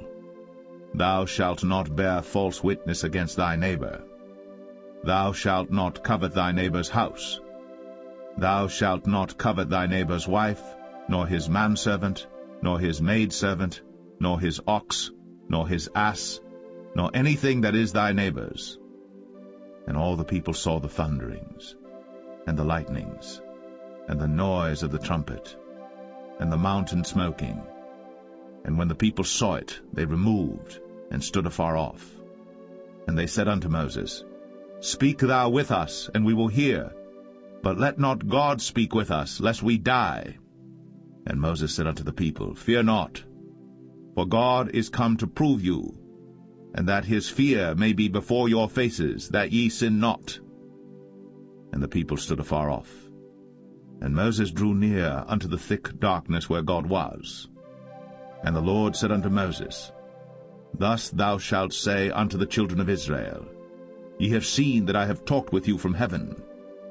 Ye shall not make with me gods of silver, neither shall ye make unto you gods of gold. An altar of earth thou shalt make unto me, and shalt sacrifice thereon thy burnt offerings, and thy peace offerings, thy sheep and thine oxen. In all places where I record my name I will come unto thee, and I will bless thee. And if thou wilt make me an altar of stone, thou shalt not build it of hewn stone, for if thou lift up thy tool upon it, thou hast polluted it. Neither shalt thou go up by steps unto mine altar, that thy nakedness be not discovered thereon. Exodus 21. Now these are the judgments which thou shalt set before them. If thou buy an Hebrew servant, 6 years he shall serve, and in the 7th he shall go out free for nothing. If he came in by himself, he shall go out by himself. If he were married, then his wife shall go out with him. If his master have given him a wife, and she have borne him sons or daughters, the wife and her children shall be her master's, and he shall go out by himself. And if the servant shall plainly say, I love my master, my wife, and my children, I will not go out free, then his master shall bring him unto the judges. He shall also bring him to the door, or unto the doorpost, and his master shall bore his ear through with an awl, and he shall serve him forever. And if a man sell his daughter to be a maidservant, she shall not go out as the men servants do. If she please not her master, who hath betrothed her to himself, then shall he let her be redeemed. To sell her unto a strange nation, he shall have no power, seeing he hath dealt deceitfully with her. And if he have betrothed her unto his son, he shall deal with her after the manner of daughters. If he take him another wife, her food, her raiment, and her duty of marriage, shall he not diminish? And if he do not these 3 unto her, then shall she go out free without money. He that smiteth a man so that he die shall be surely put to death. And if a man lie not in wait, but God deliver him into his hand, then I will appoint thee a place whither he shall flee. But if a man come presumptuously upon his neighbor, to slay him with guile, thou shalt take him from mine altar, that he may die. And he that smiteth his father or his mother shall be surely put to death. And he that stealeth a man and selleth him, or if he be found in his hand, he shall surely be put to death. And he that curseth his father or his mother shall surely be put to death.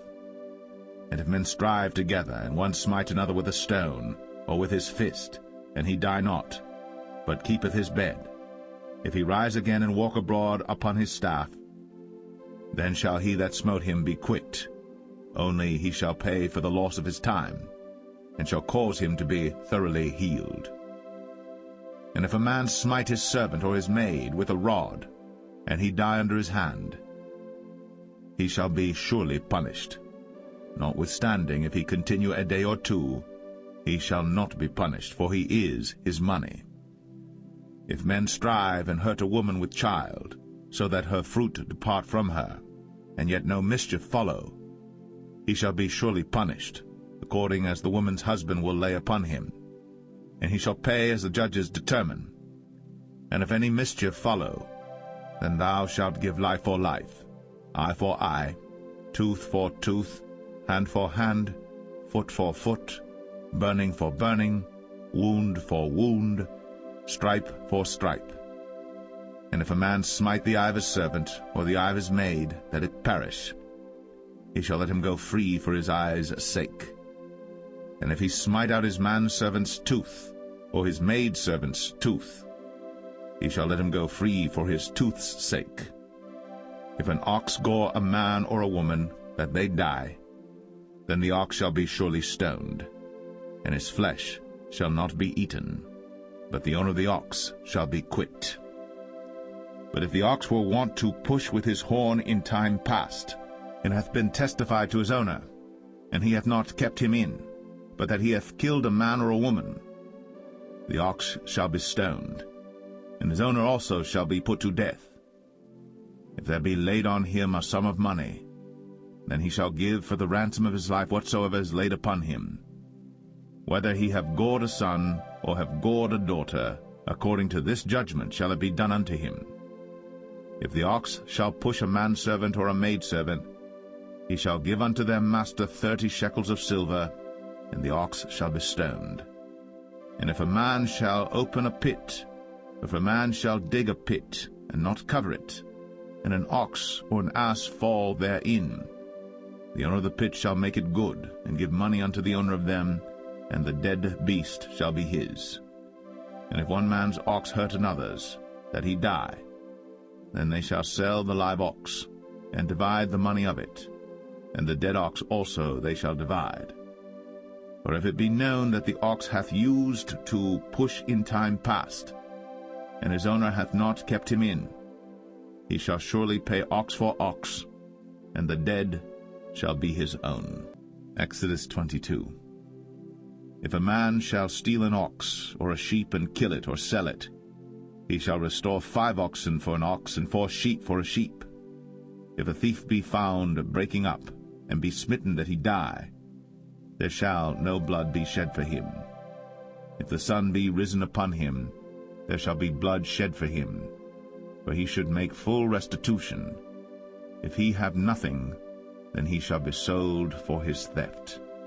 If the theft be certainly found in his hand alive, whether it be ox or ass or sheep, he shall restore double. If a man shall cause a field or vineyard to be eaten, and shall put in his beast, and shall feed in another man's field, of the best of his own field and of the best of his own vineyard shall he make restitution. If fire break out and catch in thorns, so that stacks of corn or the standing corn of the field be consumed therewith, he that kindled the fire shall surely make restitution. If a man shall deliver unto his neighbor money or stuff to keep, and it be stolen out of the man's house, if the thief be found, let him pay double. If the thief be not found, then the master of the house shall be brought unto the judges to see whether he have put his hand unto his neighbor's goods. For all manner of trespass, whether it be for ox, for ass, for sheep, for raiment, or for any manner of lost thing, which another challengeth to be his, the cause of both parties shall come before the judges, and whom the judges shall condemn, he shall pay double unto his neighbor. If a man deliver unto his neighbor an ass, or an ox, or a sheep, or any beast to keep, and it die, or be hurt, or driven away, no man seeing it, then shall an oath of the Lord be between them both, that he hath not put his hand unto his neighbor's goods, and the owner of it shall accept thereof, and he shall not make it good. And if it be stolen from him, he shall make restitution unto the owner thereof. If it be torn in pieces, then let him bring it for witness, and he shall not make good that which was torn. And if a man borrow aught of his neighbor, and it be hurt or die, the owner thereof being not with it, he shall surely make it good. But if the owner thereof be with it, he shall not make it good. If it be an hired thing, it came for his hire. And if a man entice a maid that is not betrothed, and lie with her, he shall surely endow her to be his wife. If her father utterly refuse to give her unto him, he shall pay money according to the dowry of virgins. Thou shalt not suffer a witch to live. Whosoever lieth with a beast shall surely be put to death. He that sacrificeth unto any god, save unto the Lord only, he shall be utterly destroyed. Thou shalt neither vex a stranger nor oppress him, for ye were strangers in the land of Egypt. Ye shall not afflict any widow or fatherless child. If thou afflict them in any wise, and they cry at all unto me, I will surely hear their cry, and my wrath shall wax hot, and I will kill you with the sword, and your wives shall be widows, and your children fatherless. If thou lend money to any of my people that is poor by thee, thou shalt not be to him as an usurer, neither shalt thou lay upon him usury. If thou at all take thy neighbor's raiment to pledge, thou shalt deliver it unto him by that the sun goeth down. For that is his covering only, it is his raiment for his skin. Wherein shall he sleep? And it shall come to pass, when he crieth unto me, that I will hear, for I am gracious. Thou shalt not revile the gods, nor curse the ruler of thy people. Thou shalt not delay to offer the first of thy ripe fruits, and of thy liquors, the firstborn of thy sons shalt thou give unto me. Likewise shalt thou do with thine oxen, and with thy sheep. 7 days it shall be with his dam. On the 8th day thou shalt give it me. And ye shall be holy men unto me. Neither shall ye eat any flesh that is torn of beasts in the field. Ye shall cast it to the dogs. Exodus 23. Thou shalt not raise a false report. Put not thine hand with the wicked to be an unrighteous witness. Thou shalt not follow a multitude to do evil. Neither shalt thou speak in a cause to decline after many to wrest judgment. Neither shalt thou countenance a poor man in his cause. If thou meet thine enemy's ox or his ass going astray, thou shalt surely bring it back to him again. If thou see the ass of him that hateth thee lying under his burden, and wouldest forbear to help him, thou shalt surely help with him. Thou shalt not wrest the judgment of thy poor in his cause. Keep thee far from a false matter, and the innocent and righteous slay thou not, for I will not justify the wicked. And thou shalt take no gift, for the gift blindeth the wise, and perverteth the words of the righteous. Also, thou shalt not oppress a stranger, for ye know the heart of a stranger, seeing ye were strangers in the land of Egypt. And 6 years thou shalt sow thy land, and shalt gather in the fruits thereof. But the 7th year thou shalt let it rest and lie still, that the poor of thy people may eat, and what they leave the beasts of the field shall eat. In like manner thou shalt deal with thy vineyard, and with thy oliveyard. 6 days thou shalt do thy work, and on the 7th day thou shalt rest, that thine ox and thine ass may rest, and the son of thy handmaid, and the stranger may be refreshed. And in all things that I have said unto you be circumspect, and make no mention of the name of other gods, neither let it be heard out of thy mouth. 3 times thou shalt keep a feast unto me in the year. Thou shalt keep the feast of unleavened bread. Thou shalt eat unleavened bread 7 days, as I commanded thee, in the time appointed of the month Abib. For in it thou camest out from Egypt, and none shall appear before me empty. And the feast of harvest, the firstfruits of thy labors, which thou hast sown in the field, and the feast of ingathering, which is in the end of the year, when thou hast gathered in thy labors out of the field. 3 times in the year all thy males shall appear before the Lord God. Thou shalt not offer the blood of my sacrifice with leavened bread, neither shall the fat of my sacrifice remain until the morning. The first of the firstfruits of thy land thou shalt bring into the house of the Lord thy God. Thou shalt not see the kid in his mother's milk. Behold, I send an angel before thee, to keep thee in the way, and to bring thee into the place which I have prepared. Beware of him, and obey his voice. Provoke him not, for he will not pardon your transgressions, for my name is in him. But if thou shalt indeed obey his voice, and do all that I speak, then I will be an enemy unto thine enemies, and an adversary unto thine adversaries. For mine angel shall go before thee, and bring thee in unto the Amorites, and the Hittites, and the Perizzites, and the Canaanites, the Hivites, and the Jebusites, and I will cut them off. Thou shalt not bow down to their gods, nor serve them, nor do after their works, but thou shalt utterly overthrow them, and quite break down their images. And ye shall serve the Lord your God, and he shall bless thy bread and thy water, and I will take sickness away from the midst of thee. There shall nothing cast their young, nor be barren in thy land. The number of thy days I will fulfill. I will send my fear before thee, and will destroy all the people to whom thou shalt come, and I will make all thine enemies turn their backs unto thee. And I will send hornets before thee, which shall drive out the Hivite, the Canaanite, and the Hittite from before thee.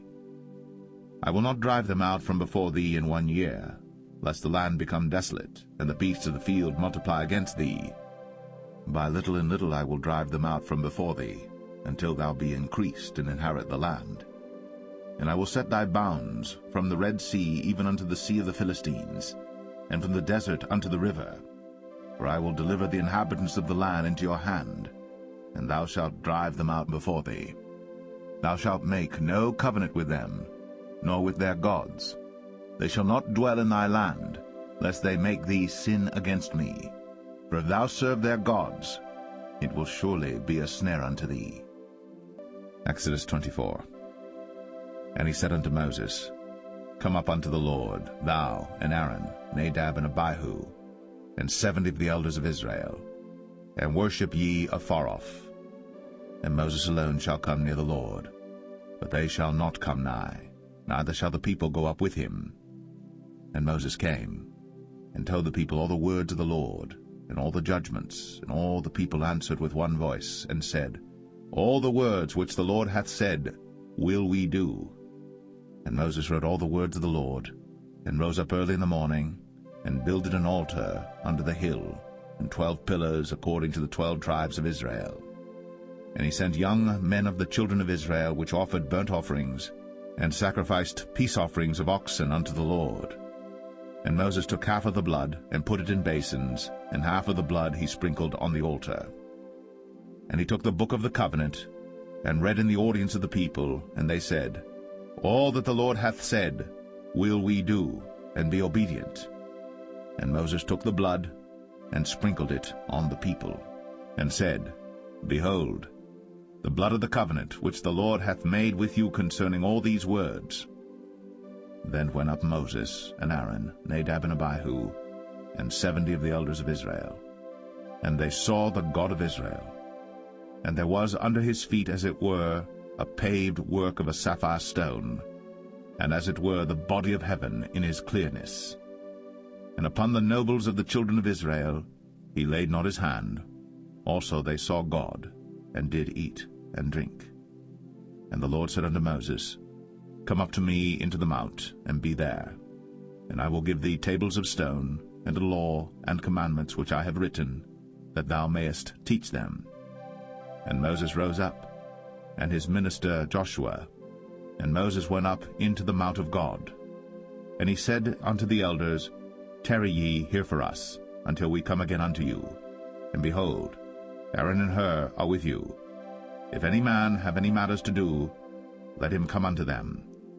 And Moses went up into the mount, and a cloud covered the mount.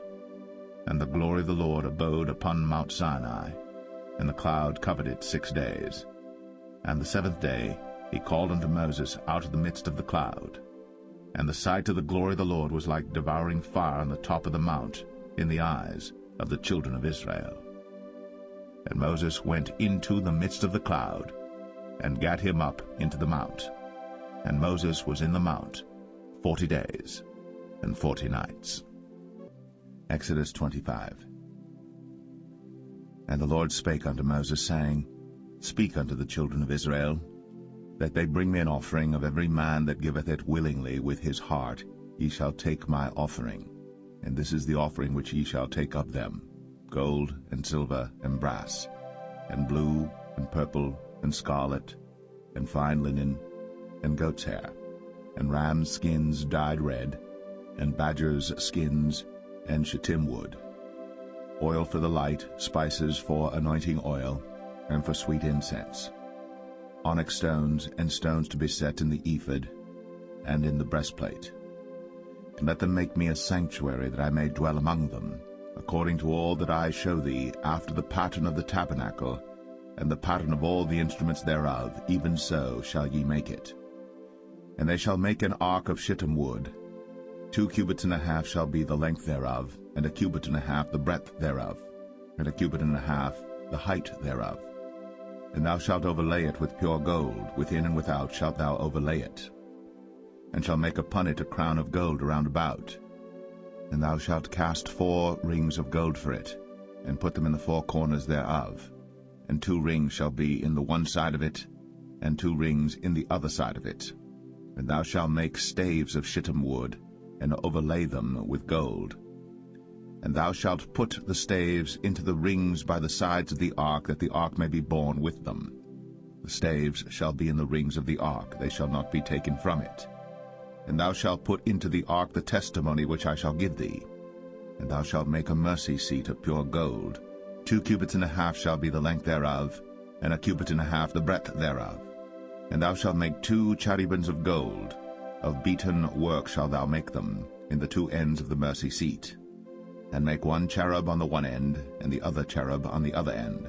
Even of the mercy seat shall ye make the cherubims on the 2 ends thereof. And the cherubims shall stretch forth their wings on high, covering the mercy seat with their wings, and their faces shall look one to another. Toward the mercy seat shall the faces of the cherubims be. And thou shalt put the mercy seat above upon the ark, and in the ark thou shalt put the testimony that I shall give thee. And there I will meet with thee, and I will commune with thee from above the mercy seat, from between the 2 cherubims which are upon the ark of the testimony, of all things which I will give thee in commandment unto the children of Israel. Thou shalt also make a table of shittim wood. 2 cubits shall be the length thereof, and 1 cubit the breadth thereof, and 1 cubit and a half the height thereof. And thou shalt overlay it with pure gold, and make thereto a crown of gold round about. And thou shalt make unto it a border of an handbreadth round about, and thou shalt make a golden crown to the border thereof round about. And thou shalt make for it 4 rings of gold, and put the rings in the 4 corners that are on the 4 feet thereof. Over against the border shall the rings be for places of the staves to bear the table. And thou shalt make the staves of shittim wood, and overlay them with gold, that the table may be borne with them.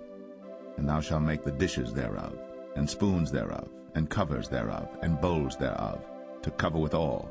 Of pure gold shalt thou make them. And thou shalt set upon the table showbread before me always. And thou shalt make a candlestick of pure gold. Of beaten work shall the candlestick be made. His shaft and his branches, his bowls, his knobs and his flowers shall be of the same. And 6 branches shall come out of the sides of it, 3 branches of the candlestick out of the one side, and 3 branches of the candlestick out of the other side.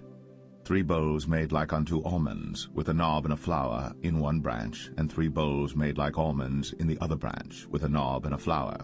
So in the 6 branches that come out of the candlestick. And in the candlestick shall be 4 bowls made like unto almonds, with their knobs and their flowers. And there shall be a knob under 2 branches of the same, and a knob under 2 branches of the same, and a knob under 2 branches of the same, according to the 6 branches that proceed out of the candlestick. Their knobs and their branches shall be of the same. All it shall be one beaten work of pure gold.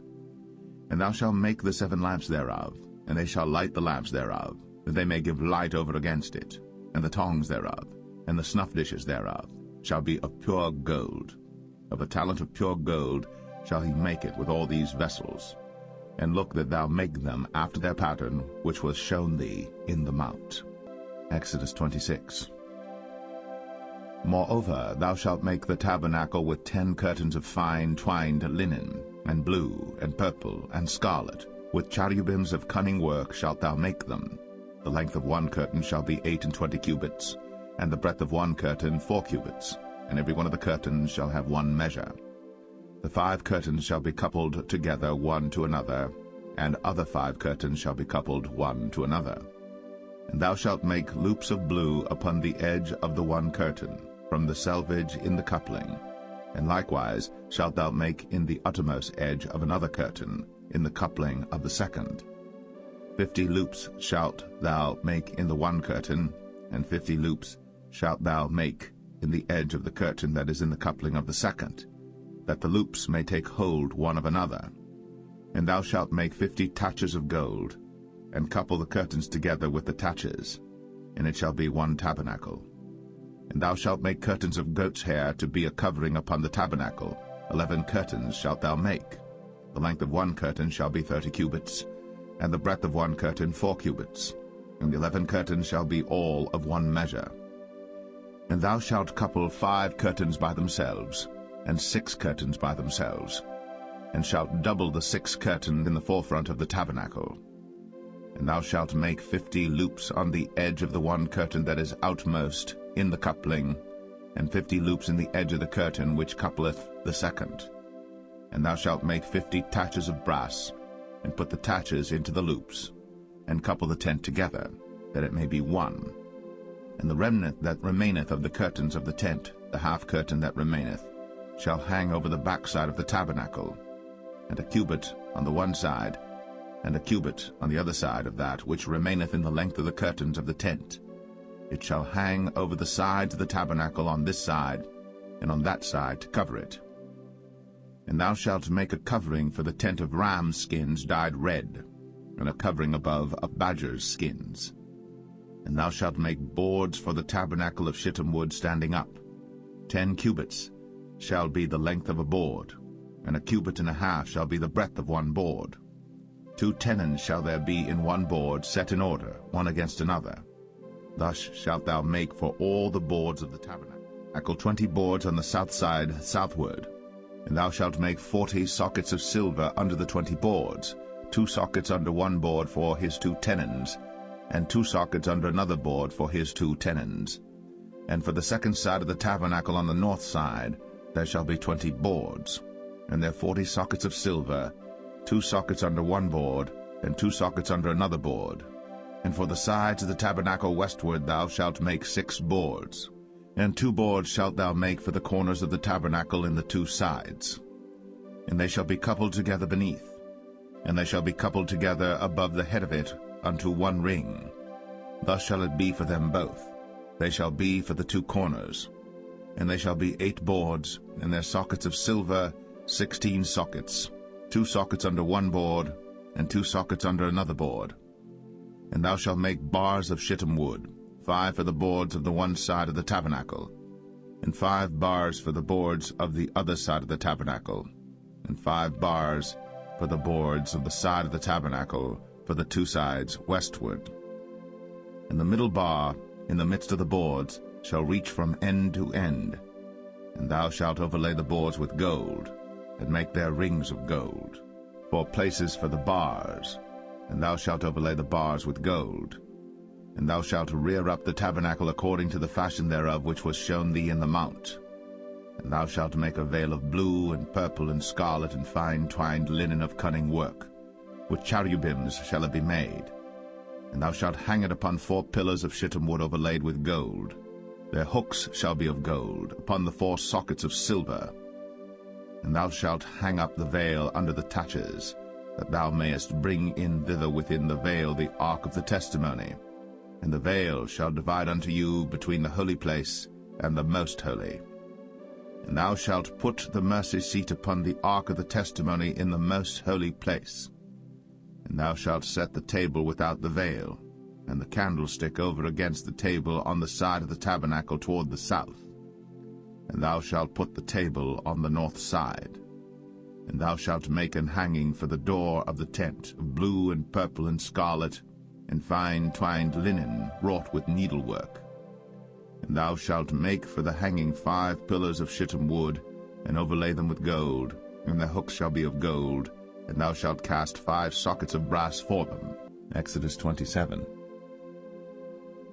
And thou shalt make an altar of shittim wood, 5 cubits long and 5 cubits broad. The altar shall be 4 square, and the height thereof shall be 3 cubits. And thou shalt make the horns of it upon the 4 corners thereof. His horns shall be of the same, and thou shalt overlay it with brass. And thou shalt make his pans to receive his ashes, and his shovels, and his basins, and his flesh hooks, and his fire pans. All the vessels thereof thou shalt make of brass. And thou shalt make for it a grate of network of brass, and upon the net shalt thou make 4 brazen rings in the 4 corners thereof. And thou shalt put it under the compass of the altar beneath, that the net may be even to the midst of the altar. And thou shalt make staves for the altar, staves of shittim wood, and overlay them with brass. And the staves shall be put into the rings, and the staves shall be upon the 2 sides of the altar to bear it. Hollow with boards shalt thou make it, as it was shown thee in the mount, so shall they make it. And thou shalt make the court of the tabernacle for the south side. Southward there shall be hangings for the court of fine twined linen, of 100 cubits long for one side. And the 20 pillars thereof, and their 20 sockets shall be of brass. The hooks of the pillars, and their fillets, shall be of silver. And likewise for the north side in length there shall be hangings of 100 cubits long, and his 20 pillars and their 20 sockets of brass, the hooks of the pillars and their fillets of silver.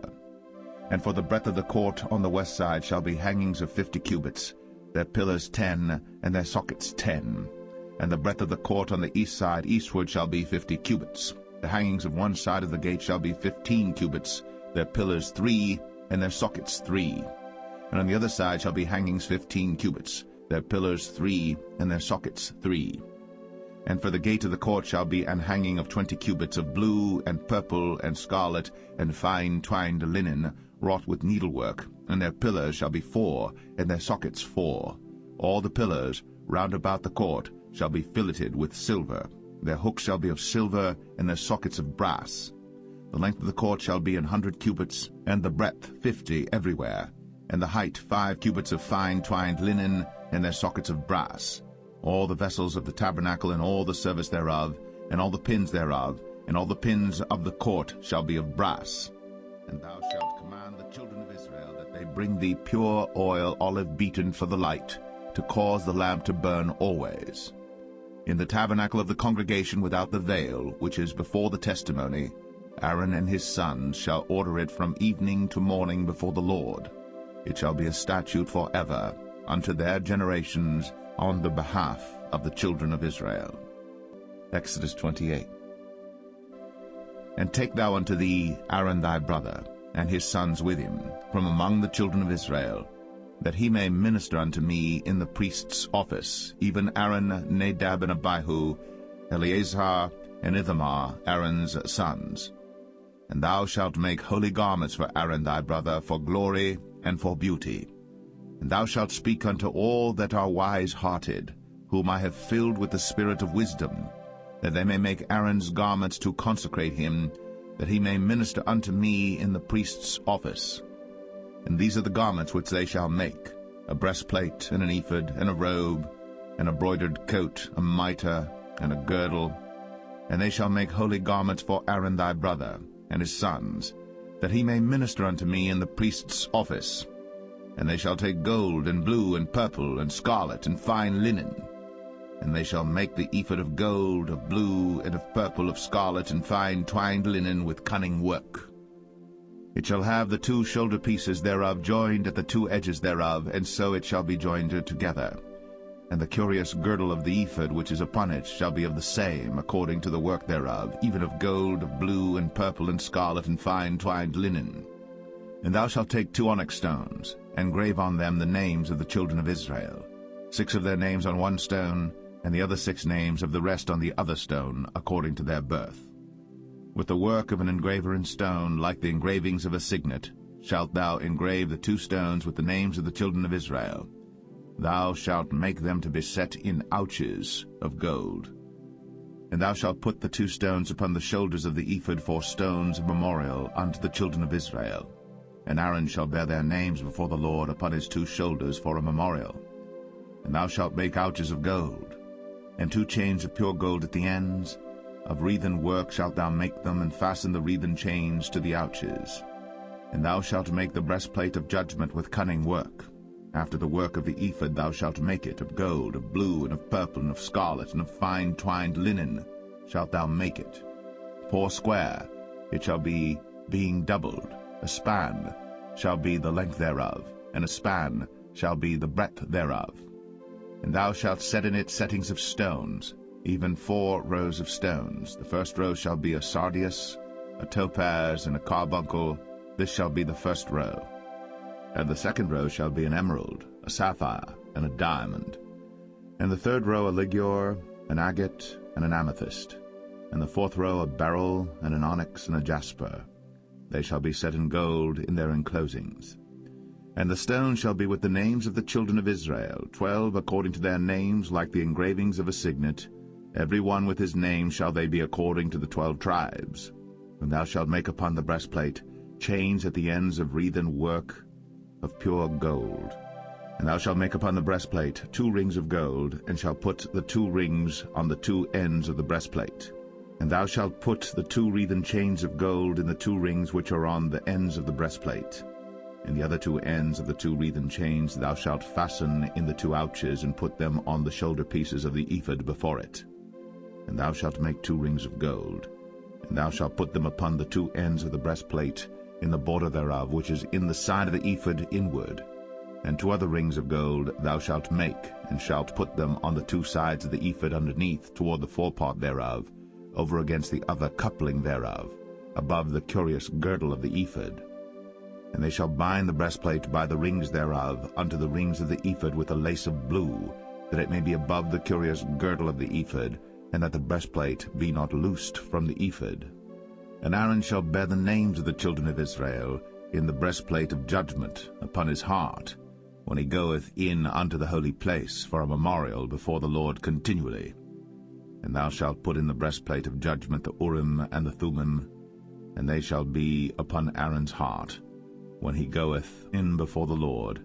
And Aaron shall bear the judgment of the children of Israel upon his heart before the Lord continually. And thou shalt make the robe of the ephod all of blue. And there shall be an hole in the top of it, in the midst thereof. It shall have a binding of woven work round about the whole of it, as it were the hole of an habergeon, that it be not rent. And beneath upon the hem of it thou shalt make pomegranates of blue, and of purple, and of scarlet round about the hem thereof, and bells of gold between them round about. A golden bell and a pomegranate, a golden bell and a pomegranate, upon the hem of the robe round about. And it shall be upon Aaron to minister. And his sound shall be heard when he goeth in unto the holy place before the Lord, and when he cometh out, that he die not. And thou shalt make a plate of pure gold, and grave upon it, like the engravings of a signet, holiness to the Lord. And thou shalt put it on a blue lace, that it may be upon the mitre, upon the forefront of the mitre it shall be. And it shall be upon Aaron's forehead, that Aaron may bear the iniquity of the holy things, which the children of Israel shall hallow in all their holy gifts. And it shall be always upon his forehead, that they may be accepted before the Lord. And thou shalt embroider the coat of fine linen, and thou shalt make the mitre of fine linen, and thou shalt make the girdle of needlework. And for Aaron's sons thou shalt make coats, and thou shalt make for them girdles, and bonnets shalt thou make for them for glory and for beauty. And thou shalt put them upon Aaron thy brother, and his sons with him, and shalt anoint them, and consecrate them, and sanctify them, that they may minister unto me in the priest's office. And thou shalt make them linen breeches to cover their nakedness. From the loins even unto the thighs they shall reach. And they shall be upon Aaron and upon his sons when they come in unto the tabernacle of the congregation, or when they come near unto the altar to minister in the holy place, that they bear not iniquity and die. It shall be a statute forever unto him and his seed after him. Exodus 29. And this is the thing that thou shalt do unto them to hallow them, to minister unto me in the priest's office. Take 1 young bullock and 2 rams without blemish, and unleavened bread and cakes unleavened tempered with oil, and wafers unleavened anointed with oil, of wheaten flour shalt thou make them. And thou shalt put them into 1 basket, and bring them in the basket, with the bullock and the 2 rams. And Aaron and his sons thou shalt bring unto the door of the tabernacle of the congregation, and shalt wash them with water. And thou shalt take the garments, and put upon Aaron the coat, and the robe of the ephod, and the ephod, and the breastplate, and gird him with the curious girdle of the ephod. And thou shalt put the mitre upon his head, and put the holy crown upon the mitre. Then shalt thou take the anointing oil, and pour it upon his head, and anoint him. And thou shalt bring his sons, and put coats upon them. And thou shalt gird them with girdles, Aaron and his sons, and put the bonnets on them, and the priest's office shall be theirs for a perpetual statute. And thou shalt consecrate Aaron and his sons. And thou shalt cause a bullock to be brought before the tabernacle of the congregation, and Aaron and his sons shall put their hands upon the head of the bullock. And thou shalt kill the bullock before the Lord, by the door of the tabernacle of the congregation. And thou shalt take of the blood of the bullock, and put it upon the horns of the altar with thy finger, and pour all the blood beside the bottom of the altar. And thou shalt take all the fat that covereth the inwards, and the caul that is above the liver, and the 2 kidneys, and the fat that is upon them, and burn them upon the altar. But the flesh of the bullock, and his skin, and his dung, shalt thou burn with fire without the camp. It is a sin offering. Thou shalt also take 1 ram, and Aaron and his sons shall put their hands upon the head of the ram. And thou shalt slay the ram, and thou shalt take his blood, and sprinkle it round about upon the altar. And thou shalt cut the ram in pieces, and wash the inwards of him and his legs, and put them unto his pieces and unto his head. And thou shalt burn the whole ram upon the altar. It is a burnt offering unto the Lord. It is a sweet savour, an offering made by fire unto the Lord. And thou shalt take the other ram, and Aaron and his sons shall put their hands upon the head of the ram. Then shalt thou kill the ram, and take of his blood, and put it upon the tip of the right ear of Aaron, and upon the tip of the right ear of his sons, and upon the thumb of their right hand, and upon the great toe of their right foot, and sprinkle the blood upon the altar round about. And thou shalt take of the blood that is upon the altar, and of the anointing oil, and sprinkle it upon Aaron, and upon his garments, and upon his sons, and upon the garments of his sons with him. And he shall be hallowed, and his garments, and his sons' garments with him. Also thou shalt take of the ram the fat and the rump, and the fat that covereth the inwards, and the caul above the liver, and the 2 kidneys, and the fat that is upon them, and the right shoulder, for it is a ram of consecration. And 1 loaf of bread, and 1 cake of oiled bread, and 1 wafer out of the basket of the unleavened bread that is before the Lord. And thou shalt put all in the hands of Aaron, and in the hands of his sons, and shalt wave them for a wave offering before the Lord. And thou shalt receive them of their hands, and burn them upon the altar for a burnt offering, for a sweet savour before the Lord. It is an offering made by fire unto the Lord. And thou shalt take the breast of the ram of Aaron's consecration, and wave it for a wave offering before the Lord. And it shall be thy part. And thou shalt sanctify the breast of the wave offering, and the shoulder of the heave offering which is waved, and which is heaved up, of the ram of the consecration, even of that which is for Aaron, and of that which is for his sons. And it shall be Aaron's and his sons by a statute forever from the children of Israel. For it is an heave offering, and it shall be an heave offering from the children of Israel of the sacrifice of their peace offerings, even their heave offering unto the Lord. And the holy garments of Aaron shall be his sons after him, to be anointed therein, and to be consecrated in them. And that son that is priest in his stead shall put them on 7 days, when he cometh into the tabernacle of the congregation to minister in the holy place. And thou shalt take the ram of the consecration, and seethe his flesh in the holy place. And Aaron and his sons shall eat the flesh of the ram, and the bread that is in the basket by the door of the tabernacle of the congregation.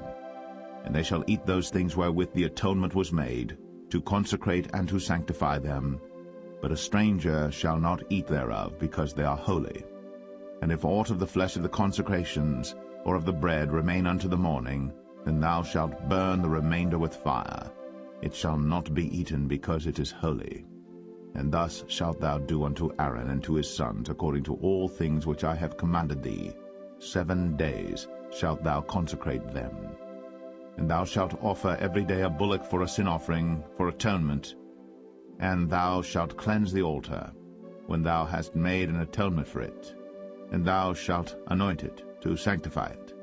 7 days thou shalt make an atonement for the altar, and sanctify it.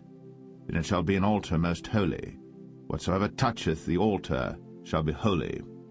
Now this is that which thou shalt offer upon the altar: 2 lambs of the first year, day by day, continually.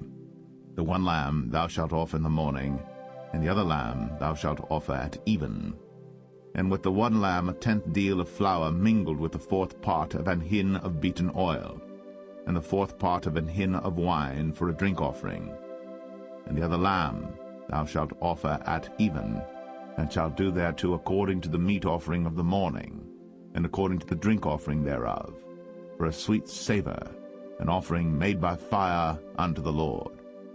This shall be a continual burnt offering throughout your generations at the door of the tabernacle of the congregation before the Lord, where I will meet you, to speak there unto thee. And there I will meet with the children of Israel, and the tabernacle shall be sanctified by my glory. And I will sanctify the tabernacle of the congregation and the altar. I will sanctify also both Aaron and his sons to minister to me in the priest's office. And I will dwell among the children of Israel, and will be their God. And they shall know that I am the Lord their God, that brought them forth out of the land of Egypt, that I may dwell among them. I am the Lord their God. Exodus 30. And thou shalt make an altar to burn incense upon. Of shittim wood shalt thou make it. A cubit shall be the length thereof, and a cubit the breadth thereof. 4 square shall it be. And 2 cubits shall be the height thereof. The horns thereof shall be of the same.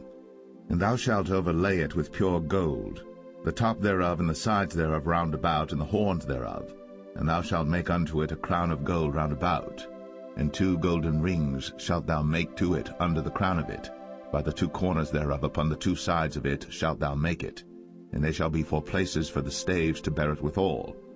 And thou shalt make the staves of shittim wood, and overlay them with gold. And thou shalt put it before the veil that is by the ark of the testimony, before the mercy seat that is over the testimony, where I will meet with thee. And Aaron shall burn thereon sweet incense every morning. When he dresseth the lamps, he shall burn incense upon it. And when Aaron lighteth the lamps at even, he shall burn incense upon it, a perpetual incense before the Lord throughout your generations. Ye shall offer no strange incense thereon, nor burnt sacrifice, nor meat offering, neither shall ye pour drink offering thereon. And Aaron shall make an atonement upon the horns of it once in a year with the blood of the sin offering of atonements. Once in the year shall he make atonement upon it throughout your generations. It is most holy unto the Lord. And the Lord spake unto Moses, saying, When thou takest the sum of the children of Israel after their number, then shall they give every man ransom for his soul unto the Lord, when thou numberest them, that there be no plague among them, when thou numberest them. This they shall give every one that passeth among them that are numbered, 1/2 shekel after the shekel of the sanctuary. A shekel is 20 gerahs, and 1/2 shekel shall be the offering of the Lord. Every one that passeth among them that are numbered, from 20 years old and above, shall give an offering unto the Lord. The rich shall not give more, and the poor shall not give less than 1/2 shekel, when they give an offering unto the Lord, to make an atonement for your souls. And thou shalt take the atonement money of the children of Israel, and shalt appoint it for the service of the tabernacle of the congregation, that it may be a memorial unto the children of Israel before the Lord, to make an atonement for your souls. And the Lord spake unto Moses, saying, Thou shalt also make a laver of brass, and his foot also of brass, to wash withal. And thou shalt put it between the tabernacle of the congregation and the altar, and thou shalt put water therein. For Aaron and his sons shall wash their hands and their feet thereat. when they go into the tabernacle of the congregation, they shall wash with water, that they die not, or when they come near to the altar to minister, to burn offering made by fire unto the Lord. So they shall wash their hands and their feet, that they die not. And it shall be a statute forever to them, even to him and to his seed throughout their generations. Moreover the Lord spake unto Moses, saying, Take thou also unto thee principal spices, of pure myrrh 500 shekels, and of sweet cinnamon half so much, even 250 shekels, and of sweet calamus 250 shekels, and of cassia 500 shekels after the shekel of the sanctuary, and of oil olive and hin. And thou shalt make it an oil of holy ointment, an ointment compound after the art of the apothecary. It shall be an holy anointing oil. And thou shalt anoint the tabernacle of the congregation therewith, and the ark of the testimony, and the table and all his vessels, and the candlestick and his vessels, and the altar of incense, and the altar of burnt offering with all his vessels, and the laver and his foot. And thou shalt sanctify them, that they may be most holy. Whatsoever toucheth them shall be holy. And thou shalt anoint Aaron and his sons, and consecrate them, that they may minister unto me in the priest's office. And thou shalt speak unto the children of Israel, saying, This shall be an holy anointing oil unto me throughout your generations. Upon man's flesh shall it not be poured, neither shall ye make any other like it, after the composition of it. It is holy, and it shall be holy unto you. Whosoever compoundeth any like it, or whosoever putteth any of it upon a stranger, shall even be cut off from his people. And the Lord said unto Moses, Take unto thee sweet spices, stacte, and onycha, and galbanum, these sweet spices with pure frankincense, of each shall there be a like weight. And thou shalt make it a perfume, a confection after the art of the apothecary, tempered together pure and holy. And thou shalt beat some of it very small, and put of it before the testimony in the tabernacle of the congregation, where I will meet with thee. It shall be unto you most holy. And as for the perfume which thou shalt make, ye shall not make to yourselves according to the composition thereof. It shall be unto thee holy for the Lord. Whosoever shall make like unto that, to smell thereto, shall even be cut off from his people. Exodus 31. And the Lord spake unto Moses, saying, See, I have called by name Bezalel the son of Uri, the son of Hur, of the tribe of Judah, and I have filled him with the Spirit of God, in wisdom, and in understanding, and in knowledge, and in all manner of workmanship, to devise cunning works, to work in gold, and in silver, and in brass, and in cutting of stones, to set them, and in carving of timber, to work in all manner of workmanship. And I, behold, I have given with him Aholiab, the son of Ahisamach, of the tribe of Dan. And in the hearts of all that are wise-hearted I have put wisdom, that they may make all that I have commanded thee: the tabernacle of the congregation, and the ark of the testimony, and the mercy seat that is thereupon, and all the furniture of the tabernacle, and the table and his furniture, and the pure candlestick with all his furniture, and the altar of incense, and the altar of burnt offering with all his furniture, and the laver and his foot, and the cloths of service, and the holy garments for Aaron the priest, and the garments of his sons to minister in the priest's office, and the anointing oil, and sweet incense for the holy place, according to all that I have commanded thee shall they do. And the Lord spake unto Moses, saying, Speak thou also unto the children of Israel, saying, Verily, my Sabbaths ye shall keep, for it is a sign between me and you throughout your generations, that ye may know that I am the Lord that doth sanctify you. Ye shall keep the Sabbath therefore, for it is holy unto you.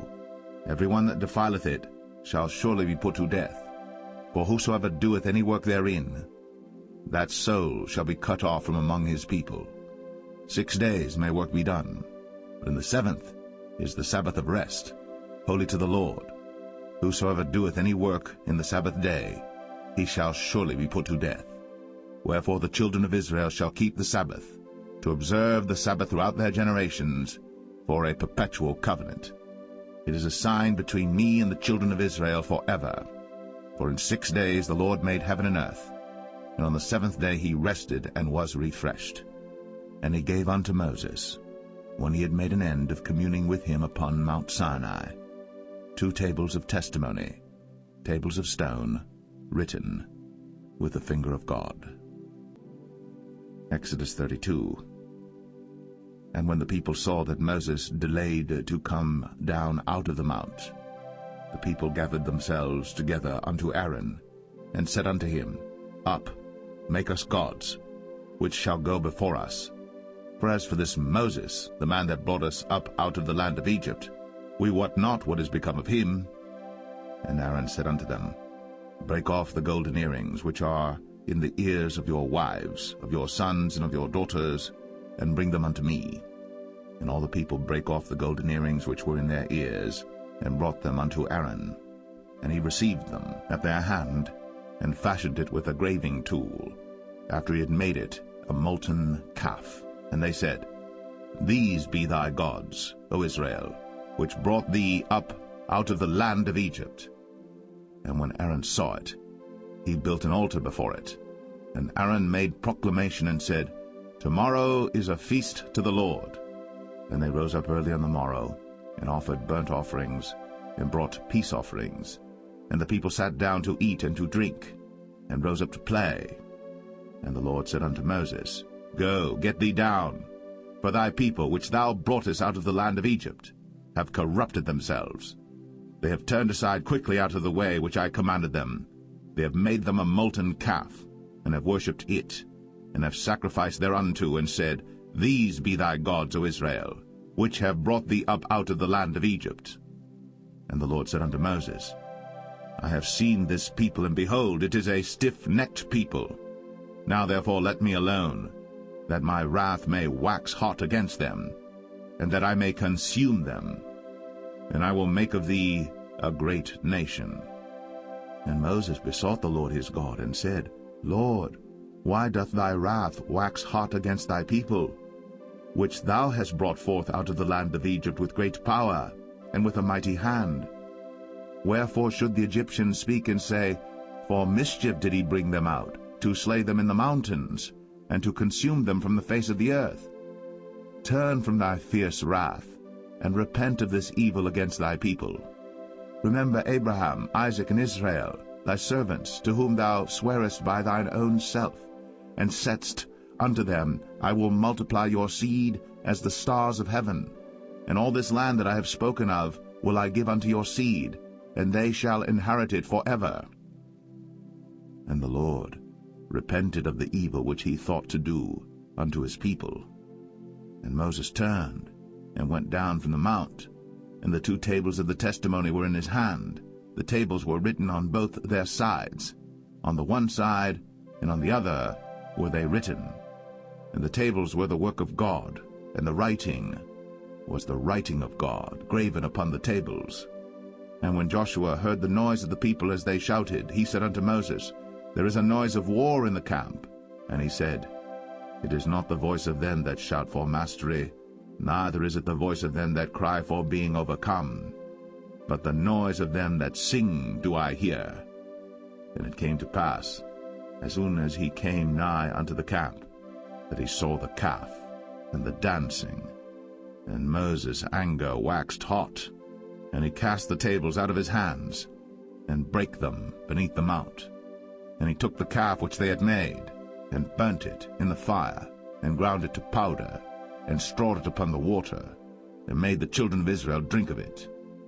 And Moses said unto Aaron, What did this people unto thee, that thou hast brought so great a sin upon them? And Aaron said, Let not the anger of my Lord wax hot. Thou knowest the people, that they are set on mischief. For they said unto me, Make us gods, which shall go before us.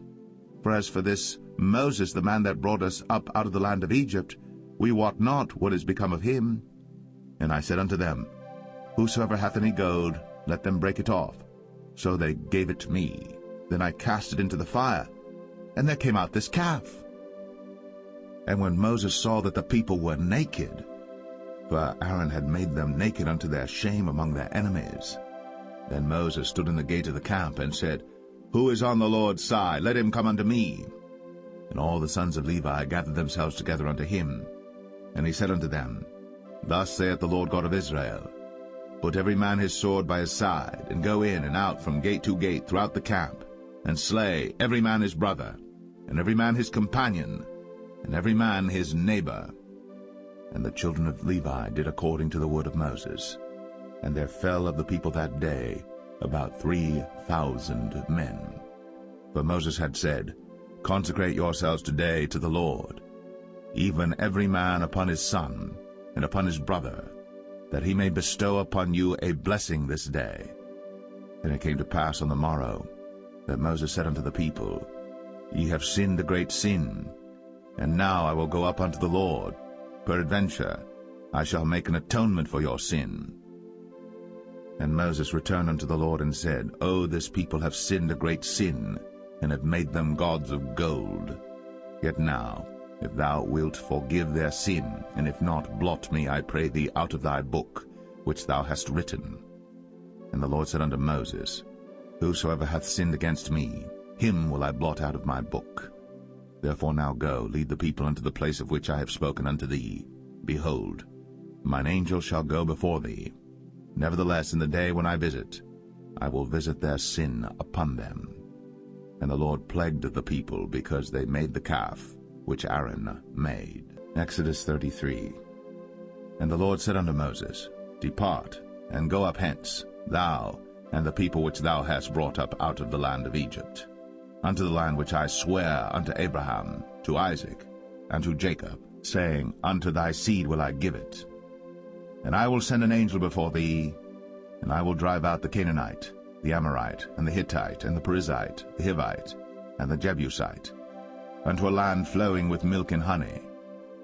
For I will not go up in the midst of thee, for thou art a stiff-necked people, lest I consume thee in the way. And when the people heard these evil tidings, they mourned, and no man did put on him his ornaments. For the Lord had said unto Moses, Say unto the children of Israel, Ye are a stiff-necked people. I will come up into the midst of thee in a moment, and consume thee. Therefore now put off thy ornaments from thee, that I may know what to do unto thee. And the children of Israel stripped themselves of their ornaments by the Mount Horeb. And Moses took the tabernacle, and pitched it without the camp, afar off from the camp, and called it the tabernacle of the congregation. And it came to pass that every one which sought the Lord went out unto the tabernacle of the congregation, which was without the camp. And it came to pass, when Moses went out unto the tabernacle, that all the people rose up, and stood every man at his tent door, and looked after Moses, until he was gone into the tabernacle. And it came to pass, as Moses entered into the tabernacle, the cloudy pillar descended, and stood at the door of the tabernacle, and the Lord talked with Moses. And all the people saw the cloudy pillar stand at the tabernacle door. And all the people rose up and worshipped, every man in his tent door. And the Lord spake unto Moses face to face, as a man speaketh unto his friend. And he turned again into the camp. But his servant Joshua the son of Nun, a young man, departed not out of the tabernacle. And Moses said unto the Lord, See, thou sayest unto me, Bring up this people, and thou hast not let me know whom thou wilt send with me. Yet thou hast said, I know thee by name, and thou hast also found grace in my sight. Now therefore, I pray thee, if I have found grace in thy sight, show me now thy way, that I may know thee, that I may find grace in thy sight, and consider that this nation is thy people. And he said, My presence shall go with thee, and I will give thee rest. And he said unto him, If thy presence go not with me, carry us not up hence. For wherein shall it be known here that I and thy people have found grace in thy sight? Is it not in that thou goest with us? So shall we be separated, I and thy people, from all the people that are upon the face of the earth. And the Lord said unto Moses, I will do this thing also that thou hast spoken, for thou hast found grace in my sight, and I know thee by name. And he said, I beseech thee, show me thy glory. And he said, I will make all my goodness pass before thee, and I will proclaim the name of the Lord before thee, and will be gracious to whom I will be gracious, and will show mercy on whom I will show mercy. And he said, Thou canst not see my face, for there shall no man see me and live.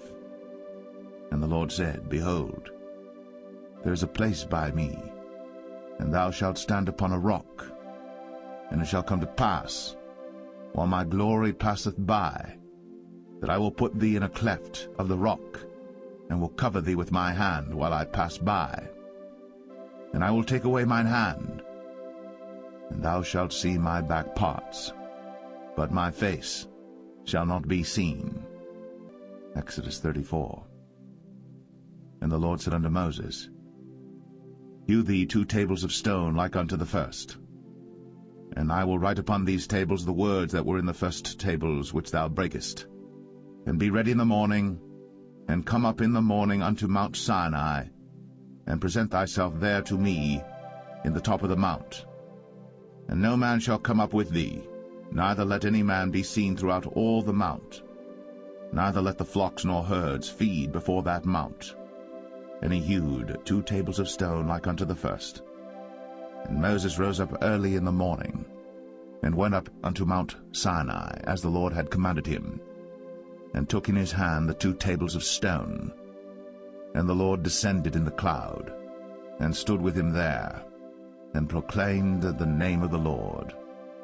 And the Lord passed by before him, and proclaimed, the Lord God, merciful and gracious, long-suffering, and abundant in goodness and truth, keeping mercy for thousands, forgiving iniquity, and transgression and sin, and that will by no means clear the guilty, visiting the iniquity of the fathers upon the children, and upon the children's children, unto the 3rd and to the 4th generation. And Moses made haste, and bowed his head toward the earth, and worshipped. And he said, If now I have found grace in thy sight, O Lord, let my Lord, I pray thee, go among us. For it is a stiff-necked people, and pardon our iniquity and our sin, and take us for thine inheritance. And he said, Behold, I make a covenant. Before all thy people I will do marvels, such as have not been done in all the earth, nor in any nation. And all the people among which thou art shall see the work of the Lord. For it is a terrible thing that I will do with thee.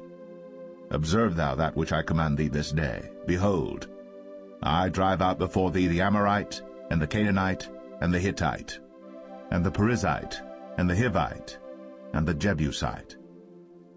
Take heed to thyself, lest thou make a covenant with the inhabitants of the land whither thou goest, lest it be for a snare in the midst of thee. But ye shall destroy their altars, break their images, and cut down their groves. For thou shalt worship no other god, for the Lord whose name is a jealous God. Lest thou make a covenant with the inhabitants of the land, and they go a-whoring after their gods, and do sacrifice unto their gods, and one call thee, and thou eat of his sacrifice, and thou take of their daughters unto thy sons, and their daughters go a-whoring after their gods, and make thy sons go a-whoring after their gods. Thou shalt make thee no molten gods. The feast of unleavened bread shalt thou keep. 7 days thou shalt eat unleavened bread, as I commanded thee, in the time of the month Abib. For in the month Abib thou camest out from Egypt. All that openeth the matrix is mine, and every firstling among thy cattle, whether ox or sheep that is male. But the firstling of an ass thou shalt redeem with a lamb. And if thou redeem him not, then shalt thou break his neck. All the firstborn of thy sons thou shalt redeem, and none shall appear before me empty. 6 days thou shalt work, but on the 7th day thou shalt rest. In earing time and in harvest thou shalt rest. And thou shalt observe the feast of weeks, of the firstfruits of wheat harvest, and the feast of ingathering at the year's end. Thrice in the year shall all your men children appear before the Lord God, the God of Israel. For I will cast out the nations before thee, and enlarge thy borders. Neither shall any man desire thy land, when thou shalt go up to appear before the Lord thy God thrice in the year. Thou shalt not offer the blood of my sacrifice with leaven, neither shall the sacrifice of the feast of the Passover be left unto the morning. The first of the firstfruits of thy land thou shalt bring unto the house of the Lord thy God. Thou shalt not see the kid in his mother's milk. And the Lord said unto Moses, Write thou these words, for after the tenor of these words I have made a covenant with thee and with Israel. And he was there with the Lord 40 days and 40 nights. He did neither eat bread nor drink water. And he wrote upon the tables the words of the covenant, the 10 commandments. And it came to pass, when Moses came down from Mount Sinai, with the 2 tables of testimony in Moses' hand, when he came down from the mount, that Moses wist not that the skin of his face shone, while he talked with them. And when Aaron and all the children of Israel saw Moses, behold, the skin of his face shone, and they were afraid to come nigh him.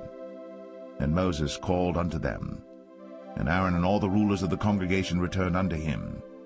And Moses talked with them, and afterward all the children of Israel came nigh, and he gave them in commandment all that the Lord had spoken with him in Mount Sinai.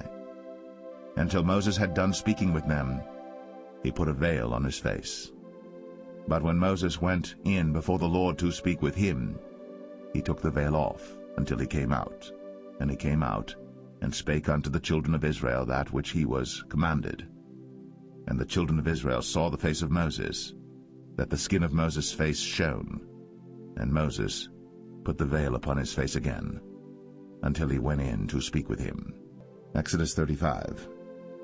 And Moses gathered all the congregation of the children of Israel together, and said unto them, These are the words which the Lord hath commanded, that ye should do them. 6 days shall work be done, but on the 7th day there shall be to you an holy day, a Sabbath of rest to the Lord. Whosoever doeth work therein shall be put to death.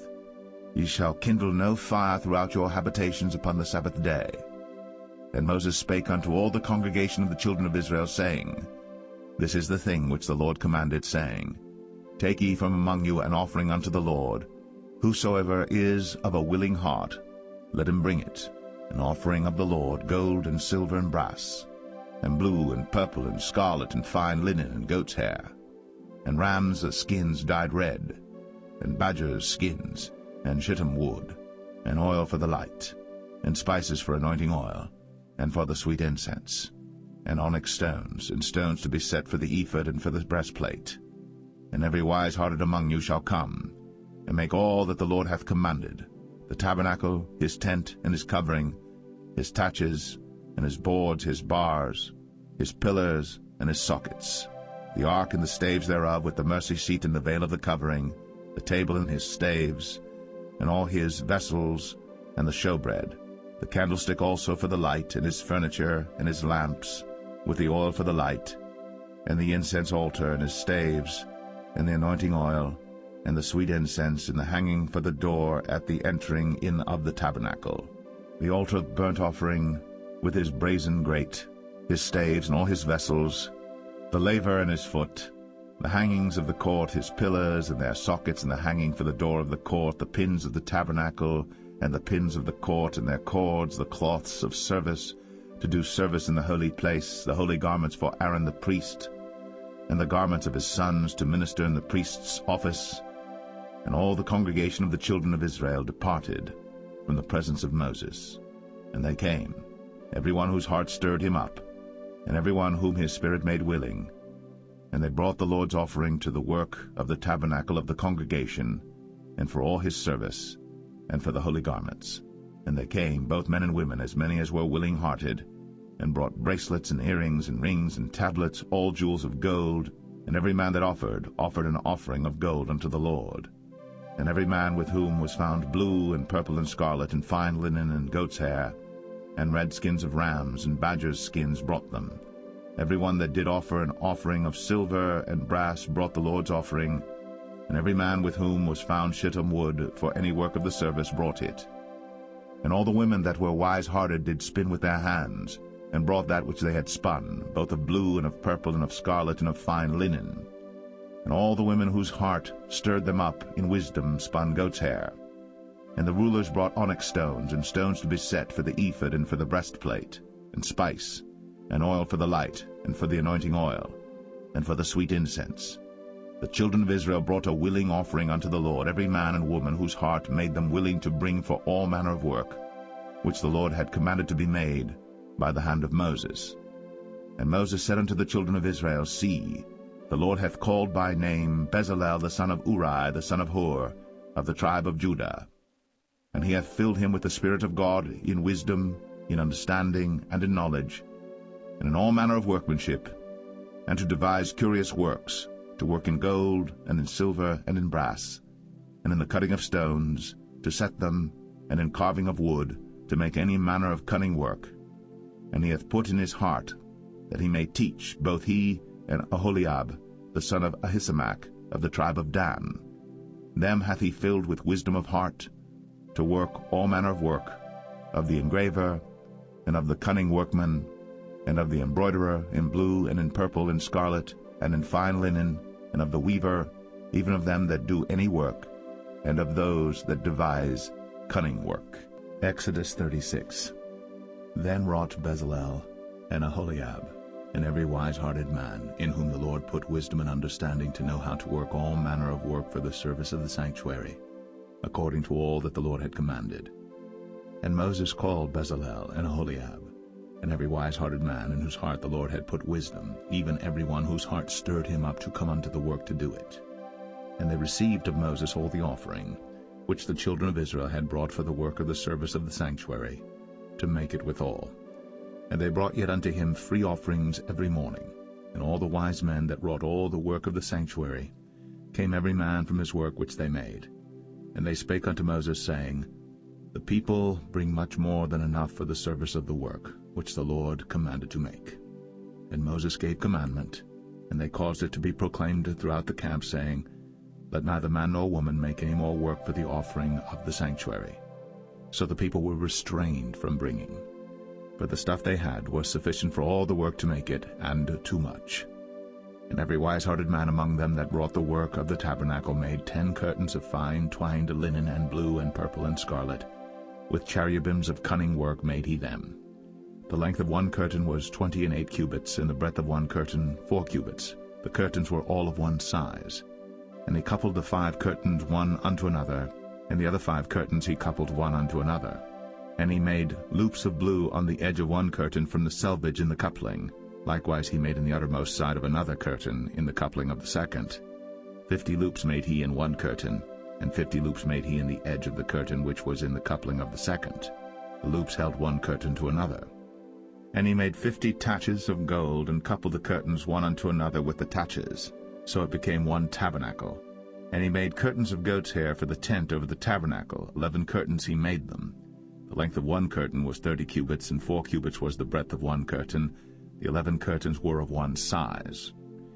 And he coupled 5 curtains by themselves, and 6 curtains by themselves. And he made 50 loops upon the uttermost edge of the curtain in the coupling, and 50 loops made he upon the edge of the curtain which coupleth the second. And he made 50 taches of brass to couple the tent together, that it might be one. And he made a covering for the tent of ram skins dyed red, and a covering of badger skins above that. And he made boards for the tabernacle of shittim wood standing up. The length of a board was 10 cubits, and the breadth of a board 1 cubit and a half. One board had 2 tenons, equally distant one from another. Thus did he make for all the boards of the tabernacle. And he made boards for the tabernacle, 20 boards for the south side southward. And 40 sockets of silver he made under the 20 boards, 2 sockets under one board for his 2 tenons, and 2 sockets under another board for his 2 tenons. And for the other side of the tabernacle, which is toward the north corner, he made 20 boards. And there 40 sockets of silver, 2 sockets under one board, and 2 sockets under another board. And for the sides of the tabernacle westward he made 6 boards, and 2 boards made he for the corners of the tabernacle in the 2 sides, and they were coupled beneath and coupled together at the head thereof to one ring. Thus he did to both of them in both the corners. And there were 8 boards, and their sockets were 16 sockets of silver, under every board 2 sockets. And he made bars of shittim wood, 5 for the boards of the one side of the tabernacle, and 5 bars for the boards of the other side of the tabernacle. and 5 bars for the boards of the tabernacle for the sides westward. And he made the middle bar to shoot through the boards from the one end to the other. And he overlaid the boards with gold, and made their rings of gold to be places for the bars, and overlaid the bars with gold. And he made a veil of blue and purple and scarlet, and fine twined linen with cherubims made he it of cunning work. And he made thereunto 4 pillars of shittim wood, and overlaid them with gold. Their hooks were of gold. And he cast for them 4 sockets of silver. And he made an hanging for the tabernacle door of blue and purple and scarlet and fine twined linen of needlework. And the 5 pillars of it with their hooks, and he overlaid their chapiters and their fillets with gold. But their 5 sockets were of brass. Exodus 37. And Bezalel made the ark of shittim wood. 2 cubits and a half was the length of it, and 1 cubit and a half the breadth of it, and 1 cubit and a half the height of it. And he overlaid it with pure gold within and without, and made a crown of gold to it round about. And he cast for it 4 rings of gold, to be set by the 4 corners of it, even 2 rings upon the one side of it, and 2 rings upon the other side of it. And he made staves of shittim wood, and overlaid them with gold. And he put the staves into the rings by the sides of the ark to bear the ark. And he made the mercy seat of pure gold. 2 cubits and a half was the length thereof, and 1 cubit and a half the breadth thereof. And he made 2 cherubims of gold, beaten out of one piece made he them, on the 2 ends of the mercy seat. 1 cherub on the end on this side, and another cherub on the other end on that side. Out of the mercy seat made he the cherubims on the 2 ends thereof. And the cherubims spread out their wings on high, and covered with their wings over the mercy seat with their faces one to another. Even to the mercy seatward were the faces of the cherubims. And he made the table of shittim wood. 2 cubits was the length thereof, and 1 cubit the breadth thereof, and 1 cubit and a half the height thereof. And he overlaid it with pure gold, and made thereunto a crown of gold round about. Also he made thereunto a border of an handbreadth round about, and made a crown of gold for the border thereof round about. And he cast for it 4 rings of gold, and put the rings upon the 4 corners that were in the 4 feet thereof. Over against the border were the rings, the places for the staves to bear the table. And he made the staves of shittim wood, and overlaid them with gold to bear the table. And he made the vessels which were upon the table, his dishes, and his spoons, and his bowls, and his covers, to cover withal of pure gold. And he made the candlestick of pure gold. Of beaten work made he the candlestick. His shaft and his branch, his bowls, his knobs, and his flowers were of the same. And 6 branches going out of the sides thereof, 3 branches of the candlestick out of the one side thereof, and 3 branches of the candlestick out of the other side thereof. 3 bowls made after the fashion of almonds in one branch, a knob and a flower, and 3 bowls made like almonds in another branch, a knob and a flower. So throughout the 6 branches, going out of the candlestick. And in the candlestick were 4 bowls made like almonds, his knobs and his flowers, and a knob under 2 branches of the same, and a knob under 2 branches of the same, and a knob under 2 branches of the same, according to the 6 branches going out of it. Their knobs and their branches were of the same. All of it was one beaten work of pure gold. And he made his 7 lamps and his snuffers and his snuff dishes of pure gold.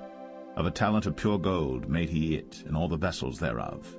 And he made the incense altar of shittim wood. The length of it was 1 cubit, the breadth of it 1 cubit. It was 4 square, and 2 cubits was the height of it. The horns thereof were of the same. And he overlaid it with pure gold, both the top of it and the sides thereof round about, and the horns of it. Also he made unto it a crown of gold round about.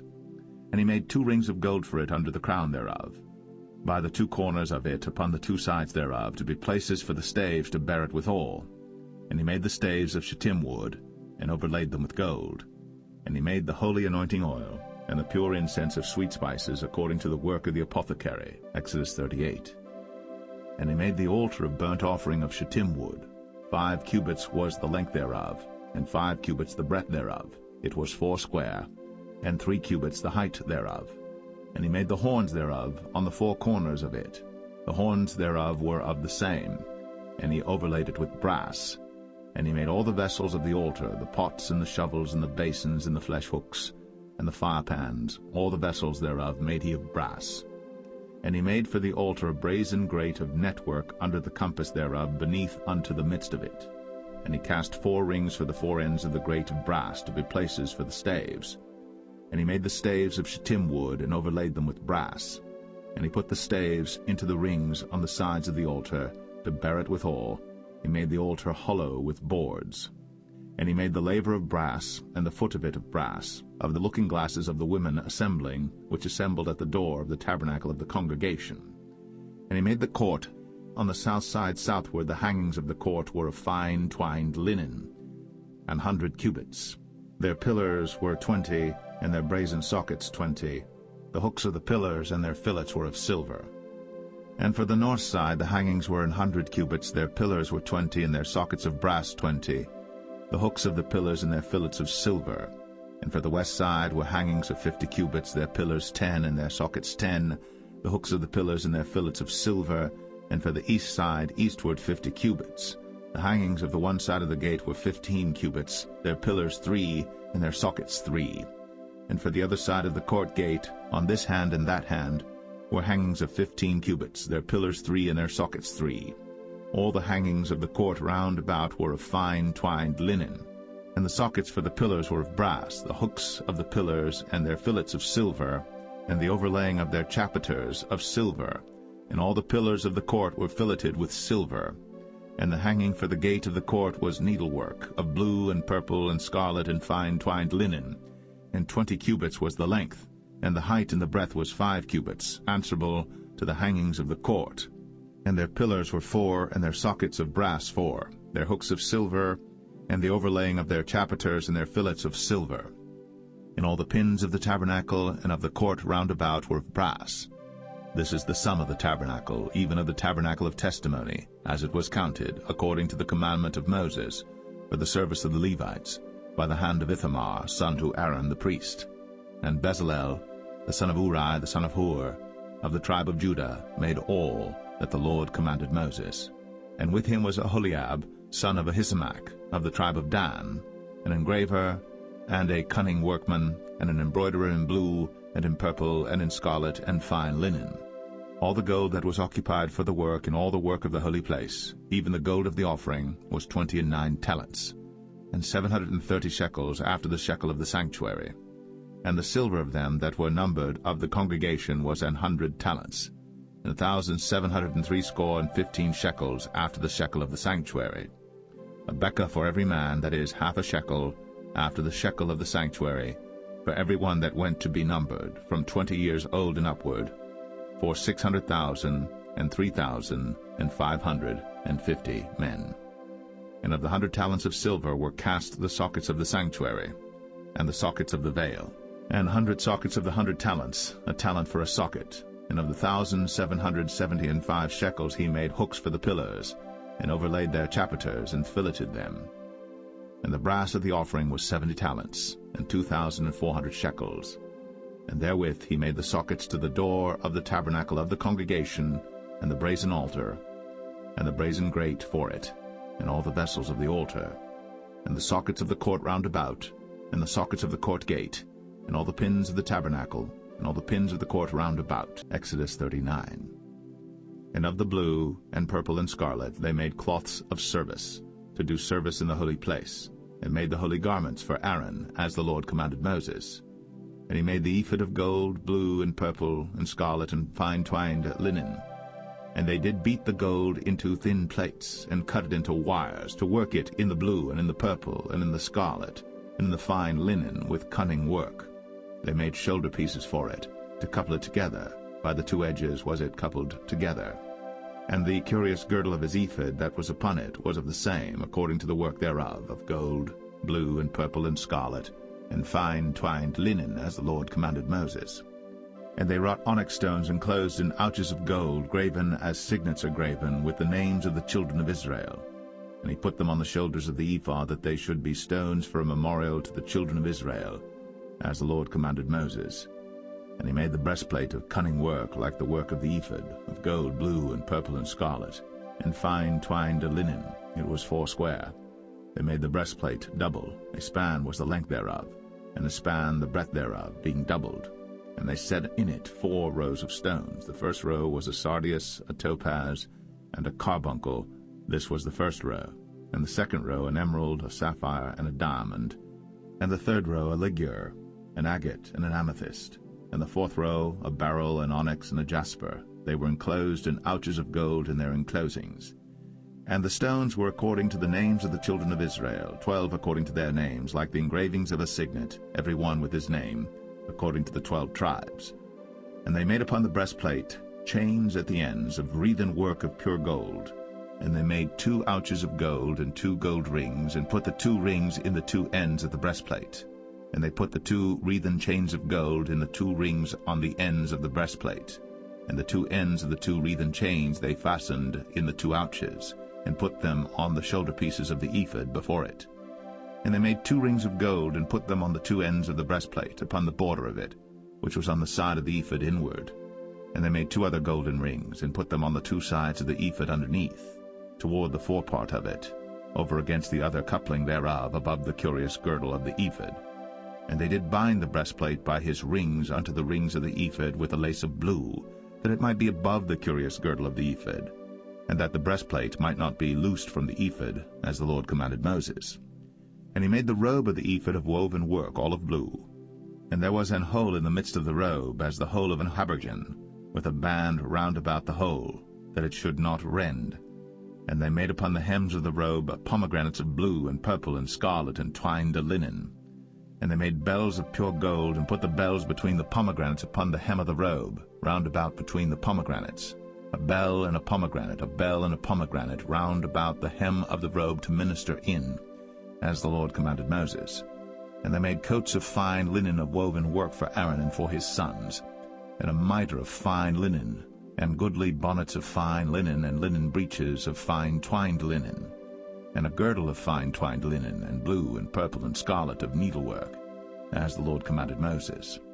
And they made the plate of the holy crown of pure gold, and wrote upon it a writing like to the engravings of a signet, Holiness to the Lord. And they tied unto it a lace of blue to fasten it on high upon the mitre, as the Lord commanded Moses. Thus was all the work of the tabernacle of the tent of the congregation finished. And the children of Israel did according to all that the Lord commanded Moses, so did they.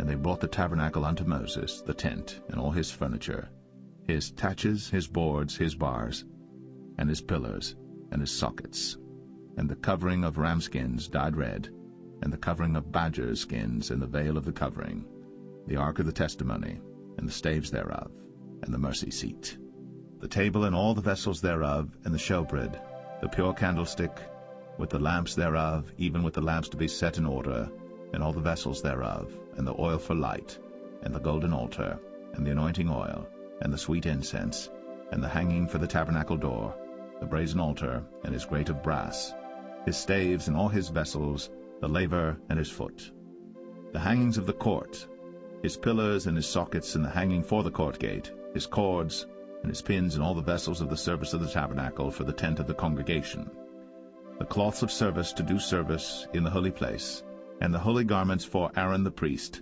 and his sons' garments, to minister in the priest's office. According to all that the Lord commanded Moses, so the children of Israel made all the work. And Moses did look upon all the work, and behold, they had done it, as the Lord had commanded, even so had they done it. And Moses blessed them. Exodus 40. And the Lord spake unto Moses, saying, On the 1st day of the 1st month shalt thou set up the tabernacle of the tent of the congregation, and thou shalt put therein the ark of the testimony, and cover the ark with the veil. And thou shalt bring in the table, and set in order the things that are to be set in order upon it. And thou shalt bring in the candlestick, and light the lamps thereof. And thou shalt set the altar of gold for the incense before the ark of the testimony, and put the hanging of the door to the tabernacle. And thou shalt set the altar of the burnt offering before the door of the tabernacle of the tent of the congregation. And thou shalt set the laver between the tent of the congregation and the altar, and shalt put water therein. And thou shalt set up the court round about, and hang up the hanging at the court gate. And thou shalt take the anointing oil, and anoint the tabernacle, and all that is therein, and shalt hallow it, and all the vessels thereof, and it shall be holy. And thou shalt anoint the altar of the burnt offering, and all his vessels, and sanctify the altar, and it shall be an altar most holy.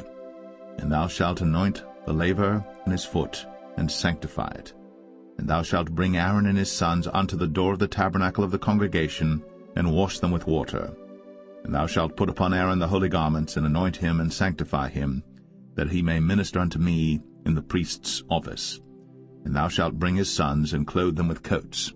And thou shalt anoint them, as thou didst anoint their father, that they may minister unto me in the priest's office, for their anointing shall surely be an everlasting priesthood throughout their generations. Thus did Moses. According to all that the Lord commanded him, so did he.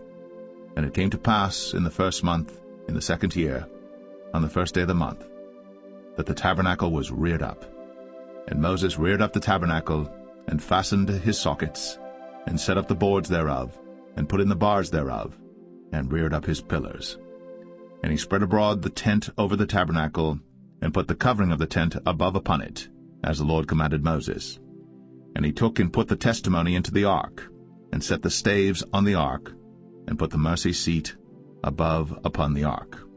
And he brought the ark into the tabernacle, and set up the veil of the covering, and covered the ark of the testimony, as the Lord commanded Moses. And he put the table in the tent of the congregation upon the side of the tabernacle northward without the veil. And he set the bread in order upon it before the Lord, as the Lord had commanded Moses. And he put the candlestick in the tent of the congregation over against the table on the side of the tabernacle southward. And he lighted the lamps before the Lord, as the Lord commanded Moses. And he put the golden altar in the tent of the congregation before the veil. And he burnt sweet incense thereon, as the Lord commanded Moses. And he set up the hanging at the door of the tabernacle. And he put the altar of burnt offering by the door of the tabernacle of the tent of the congregation, and offered upon it the burnt offering and the meat offering, as the Lord commanded Moses. And he set the laver between the tent of the congregation and the altar, and put water there to wash withal. And Moses and Aaron and his sons washed their hands and their feet thereat, when they went into the tent of the congregation, and when they came near unto the altar, they washed, as the Lord commanded Moses. And he reared up the court round about the tabernacle and the altar, and set up the hanging of the court gate. So Moses finished the work. Then a cloud covered the tent of the congregation, and the glory of the Lord filled the tabernacle. And Moses was not able to enter into the tent of the congregation, because the cloud abode thereon, and the glory of the Lord filled the tabernacle. And when the cloud was taken up from over the tabernacle, the children of Israel went onward in all their journeys. But if the cloud were not taken up, then they journeyed not till the day that it was taken up. For the cloud of the Lord was upon the tabernacle by day, and fire was on it by night, in the sight of all the house of Israel, throughout all their journeys.